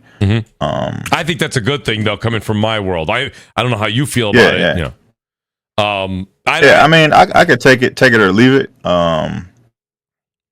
Cause I'm just a fan of Alice, but I can see how that could be more appealing to people who aren't really into that. You know what I mean? Yeah, that's why it kind of may be more of my jam. Go ahead, Singer. I do want to ask Jack if he's picking that up too. Not now, but eventually. No romance in the game. I'm disappointed because Persona 5 had so wicked things. Oh, is there no there's no romance? No, there's no romance bonds, which is interesting for a take on it. But I guess, from what I understand of the prologue story and whatnot, it would kind of make sense because games have done this before where, romance is optional. You don't, it's not like so in your face like Persona is, where it's like you get all the way to the end and then they give you the option, and if you date too many people, you have that cheesy ass scene at the end where, everyone meets up and they throw whatever at you and you're in trouble. But I was like, that made me a bit disappointed, but after seeing what I've seen in the game, I could actually understand it. Why you wouldn't want to include that in the game, because it feels a bit out of place. Yeah. The thing is, like, and maybe I'm misremembering because I played it 8 years ago, but I seem to recall that in Persona 5, when you do start building your relationship, I think like with me, it was, what's her name? The smart one, the smart one of the girls, Mokoto or something? No, wait, well, it depends which one, because there's the chess player girl. Yeah. So for me, I was trying to romance the short bob-haired, black-haired girl. She's like quite smart. Imakoto, yeah, and also the teacher. But I remember because in most she's the one, man. It's got to be the MILF. But yeah, I don't know if she has children. But the thing is, like, in a lot of like romance in RPGs, it's very superficial shit, right? But I felt, at least in Persona 5, like they all have their own issues and like psychological traumas and stuff like that, which kind of made it more interesting because it's like you feel like you're getting to know a character on a deeper level, you know? So it is a bit, for me, disappointing that they won't have that. It's not because I'm trying to be some randy ass dude who needs to, you know, like, but it's just those kind of intimate conversations and stuff had more character building as well. But I assume they'll have that sort of stuff through, you know, other dialogue and side quests, etc. and stuff. They trying to make the social interactions more meaningful, I guess, because it's not just least the romance. Because like personally, the Doctor for me was my number one. The Doctor, because she seems like super evil and like shady. But it's fine. You know, it's fine. You know, it's like, okay, this is kind of weird, but yeah, sure. But for this, I kind of like it because you do it so much in the other games, like Persona 4, Persona 5, Persona 3. It's always been there, so it's a change, and I like the direction of Atlas because I think they wanted to get away from what Persona was for a little bit, and I mean, yeah, because I mean they do have SMT, which again doesn't have romance. SMT 5, I believe, doesn't have romance. So well, let me ask this, Jack, are you planning to pick this up? I don't know how much of an Atlas fan you are. I usually try to hear some of the things that you critique and what you say you're into and what you don't. But Jack, is Metaphor on your list? Not now. We already said you've got a backlog going and you've got some other games on your list. Is this something that's your jam or no? Well, I did play. I played Persona 4, 5, and Strikers. Definitely love all those games. Well, I was not looking forward to this game. I'm not gonna lie, but now that I'm hearing more about it, I didn't even know the main protagonist had a voice. I'm just now figuring that out from Death Singer. So I really haven't did much research on the game. I do plan on picking it up, but once again, you know, I'm always behind with these games, man.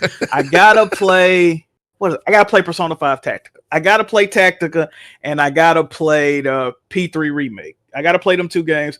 But I'm also hearing that this Metaphor is better than Persona 3, 4, and 5. That's what the street's saying. So it's like, should I just go ahead and pick this one up and play that one? So it's, I don't know, man. I don't know. I'm gonna get it though. Well, you know what? So Jack brings up a good question, Detzinger. I'll ask you, since you've played do you need to play anything in chronological order? Or if, like me, I've played none of the Personas, can I pick up Metaphor or no? Yeah, of course you could pick it up. It's a brand new story. Oh, it's a completely different story. Okay, then I apologize. Let's go back to the other point. It's but you have to play the Personas in order. No, because they have different main characters. They're all separate stories. Yeah, they're all separate stories. It's not linked. Like Yakuza is linked, for example, but the Personas aren't. But they have spin-off games, though. They have spin-off games. Yeah, they do. It's like, I found the quote, though, from why there is a romance in the game. And I understand it now. Because Hashino, who was the guy doing it, he said romance wasn't included because the focus of Metaphor is on the adventure. Our hero is focused solely on their relationship with people while they try to be the ruler of the land.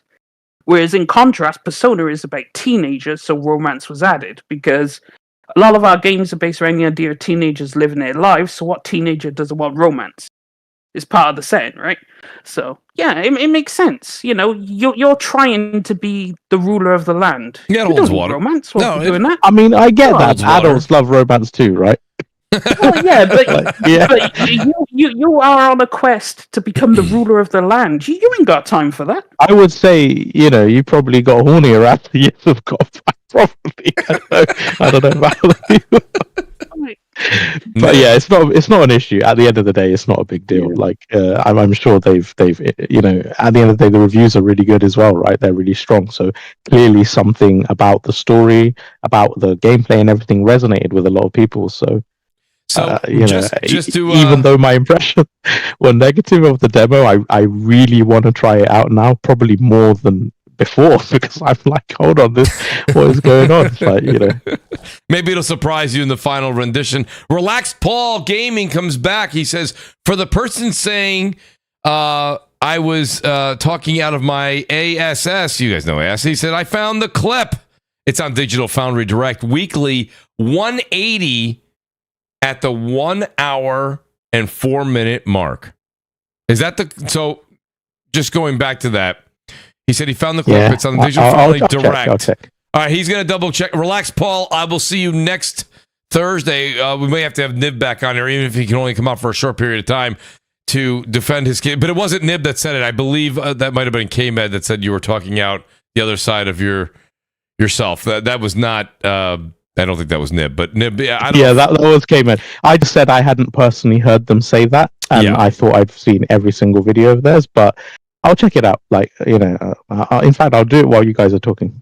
Well, there you go. Well, as I was going to say, I've already I promised Jack and a few others 2 hours, but when you have Nib and you have Death Singer on and they're going back and forth, it's easily going to be a 3-hour podcast as we kind of almost approach that. Nib, while you check that out, I'll go in reverse order. I want to say thanks, everybody. Please hit that like button, guys. I didn't really say it enough. Thanks, guys, for the super chat. Shout out to Relax Paul. I appreciate him coming back with a super chat to defend himself. That's great to have Relax Paul here. Shout out to TCMF. I see him out there. Also, a big shout out to the great JC2013 who gifted 5 subs. Actually, more than that. He gifted a few singles as well earlier, so almost 10 subs gifted. Guys, the super chats are appreciated. So are those memberships. I want to say what's up to everybody out there. Please, guys, hit that like button before you guys do leave. B Money, in reverse order, I'll go to you. B, I didn't have you on the guest list, but I got to tell you, same thing I tell you all the time. Love having you on the show, B. Love when you come in here. You bring a lot of insight. You kind of have a little bit of a inside track that people don't know about, B. So I appreciate you being here tonight. Let people know where they can find you. And as always, you're always welcome on the show. Yeah, man. I was listening to the conversation. It was a great conversation. I felt like I should at least throw my 2 cents in there. Yes, sir. Appreciate the invite as always. But you can find me everywhere. Same name, B Money 101. Other than that, man, I'll see you next time. Appreciate that, B. Nib, did you already do the homework? Nib, you attacked so quick. I did. I don't know why. I don't know why you're in the restaurant business and you didn't go into law. Go ahead. I did actually study law, and I did very well in law. But I figured. I ended up going to restaurants just because it was more lucrative. But I actually, I liked criminal law back when I was younger. But anyway, so I did check the video, and what he says is it was at least 45% faster than the base PS5 Pro, not the the base PS5, not the PS5 Pro. Wow. So because Mark Cerny said the PS5 Pro is 45% more performant than the PS5, they were just saying that the 4070 is at least 45% more performant than the base PS5, but they also believe it could be more performant than the PS5 Pro and may need a downclock. But they didn't say for certain. So I think the 45% figure, he's confusing the PS5 with the PS5 Pro. And he can watch that back now and put the captions on, and then you can see specifically as well what was said. No, there you go. Relax, Paul. There you are. You have it from Attorney General Nib. You've you heard it here first. But shout out to Relax Paul again for doing his homework. Nib, of course, for you doing yours. Not that I ever have to ask you to do your homework. But great to have you here. Nib, might as well go to you. Nib, I love having you on the show, buddy. I'm glad you reached out to me for once. I say this to all the guys on the panel. Anytime it's a big news week or you just got to get something off your chest in gaming, get a hold of me. I'd love to have you guys on the show. You guys are always welcome. Nib, let people know where they can find you. And as always, thanks for being here tonight. Thank you so much. Yeah, it was really good. I wanted to be on because K-Med was on, to be honest, but he had to obviously run. But yeah, no, it's just an NIB95_ on X. That's it. That's the only place you find me. No, that's for now, guys. I keep saying that. Wait till Nib comes out on YouTube. You'll see. You'll see exactly what I'm talking about. I got loads of people saying I should do a gaming site, and there's a few people who have asked me, like, we'll do it with you. And they have platforms already, so I was like, oh, maybe, because I already write for England, right? So I might as well put it on a bloody website of some kind. Absolutely, why not? Like, honestly, listen, I'm not going to sit here and put it in your ear. You know what I mean? Like, you literally think about it. Like, you know what I mean? Like, that's something that you probably should think about. A lot of people have been asking that. You're writing documentaries.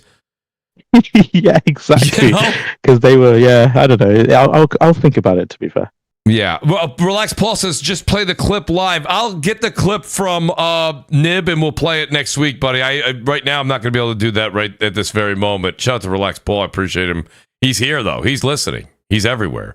Great to have both of you here. Absolutely. The great Jack Move, Johnny. Jack, great to have you as always, man. You always speak the truth. Always speak from the chest. Appreciate that. Love the work that you do. Let people know. Of course, I'll also say that you're a great part of the Weapon Wheel podcast, 5:30 p.m. Eastern Time on Sunday nights. Jack, let people know where they can find you. And as always, thank you for being here as well, Jack. Oh, no doubt, no doubt. I appreciate all the debates, conversations. I always appreciate when I can discuss gaming and it ain't like, a conversation filled with dumbasses. So when I can come here and have an intelligent debate, yeah, I agree. A lot of people think I don't like certain people, like Porter Rock fans, Porter Rock King Thrash. I don't dislike them dudes. I'm cool with them dudes. That's right. I don't gotta agree with. They don't agree with everything I say. I don't agree with everything they say. That's but at all the end right. of the day, we always can have a debate and come to some type of you know what I mean? Conclusion. Yes. You know what I mean? I ain't got to agree with everything somebody says. I don't understand why people think that. But yeah, I don't YouTube, get that. Twitch, Twitter. Yeah, you be getting that too, though, right? I get it too, Jack. But that's why I called it Crossfire, not Kumbaya, right? I want you to come on here, Jack. Exactly. I got no problem with bringing up a topic, and you say to me, Mooch, I got to be honest with you. Yeah. I don't feel that way at all. I'll be like, well, lay it on me. What am I not seeing here? Exactly. I mean, not to sound condescending, but if you can disagree with someone and still have an amicable conversation, that's actually more of a sign of maturity. Absolutely. Like if you have to be headstrong with everything you think, like no, that person is completely wrong, I'm not going to disregard everything. Then you're not emotionally mature. Like you have to be able to see the other viewpoint, even if you don't agree. Yeah, absolutely. Yeah, indeed. Hence, I think about Nib when he talks about metaphor. I completely disagree. He's completely wrong. But, he's like scratching a poster of me with a knife. Like he really is. He really is. No, but Jack, listen, I'm glad you brought it up, but seriously, that's why I love having you on the show, especially in weeks that you are literally on fire on Twitter, and I see you combating everybody. I'm like, I got to get Jack on the show, because it's great to be able to put those characters on Twitter, but it's even better to hear your points live. Jack, like I said, let people know about your Twitch channel, too, because you get a great audience. People don't realize it is difficult to get people to follow you on Twitch. I do my Twitch thing. Man, if you can get 10 people, feels like 500 on YouTube.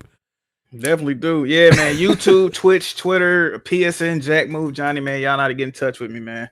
We be having fun on the stream, though, Absolutely. I try to make it an entertaining, welcoming environment. Well, Jack, the one thing you do, not to just keep promoting it, but it's because I genuinely love to stream and game as well. The one thing that you do that I think is really, really unique, because I watch a lot of people on Twitch, not just you.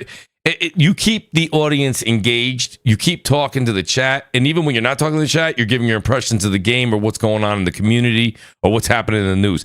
And the one thing, like, even if we were to get in the car and take a long road trip, I hate silence. So you keep that talking going. Yeah. I think that dead air is the worst of all time. So I'm right there with you, Jack. Please keep doing what you do, and I appreciate you being here tonight, as always. I've got the great Death Singer. You guys know Death Singer. Let me tell you something. You've become is it famous or infamous? What do you think, Death Singer? I'm not sure, but I think you like both of them. The thing is, it's like I'm not entirely sure, because it's like I hang out in Discords with people. Jack knows, and everyone seems it's just everyone's fine and dandy, and absolutely. Then you have random people on Twitter that come at me because I said my opinion, and it's like, well, you must be new to the gaming community, because it's not like I hide my jokes and opinions about stuff like PlayStation.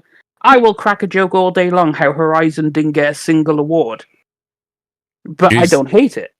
I see. But I'm going to still make the joke, and if that annoys you, that's a you problem. He paused afterwards for maximum impact. He does. Yep, he does. Mm-hmm. I needed it to land, and then off I went. But yeah, it's always great. Like I just automatically assume I'm on in the week. I just see. I don't even know when this. I'm just in work and whatnot, and all I see is an @ on Twitter, and I'm like, oh yeah, Mooch podcast. Yep. Okay, well, that's why I'm a Mooch. I literally just throw guests on there, and I hope they show up. That's the way to do it. Well, yeah. Right, Singer? But you could find. Well, yeah. I mean, you just hope they turn up. But you can find me at Death Singer everywhere. And as people found out, yes, I do in fact have a PSN. Yes, but you do. You know what's crazy is it's on my bio. All my tags are on my Twitter bio. I do not hide them. Everything is open access. Because I am a gamer, I play games, and it just so happens that I only ever played one game on PlayStation 4, and that was Persona 5 Royal. So there you have it, people. But you're 6 years late to that. That was hot news back in like 2018, right? So. Well, by the way, Mooch, read the comments. He's admitted. Oh yes, look, there's nothing wrong with it. It's the fact that he can say, "Yeah, I made a mistake." That's emotional maturity. The dude who was saying, 45% or whatever. Oh, I see. Yeah. Yes. Oh yeah. And I forgot to plug it. Luca will kill me. Saturday, 7 p.m. Eastern, with the Asher Luca, Slomo, and Forte doing Scumcast. You can catch me over there. Also cracking jokes about PlayStation and other things. So.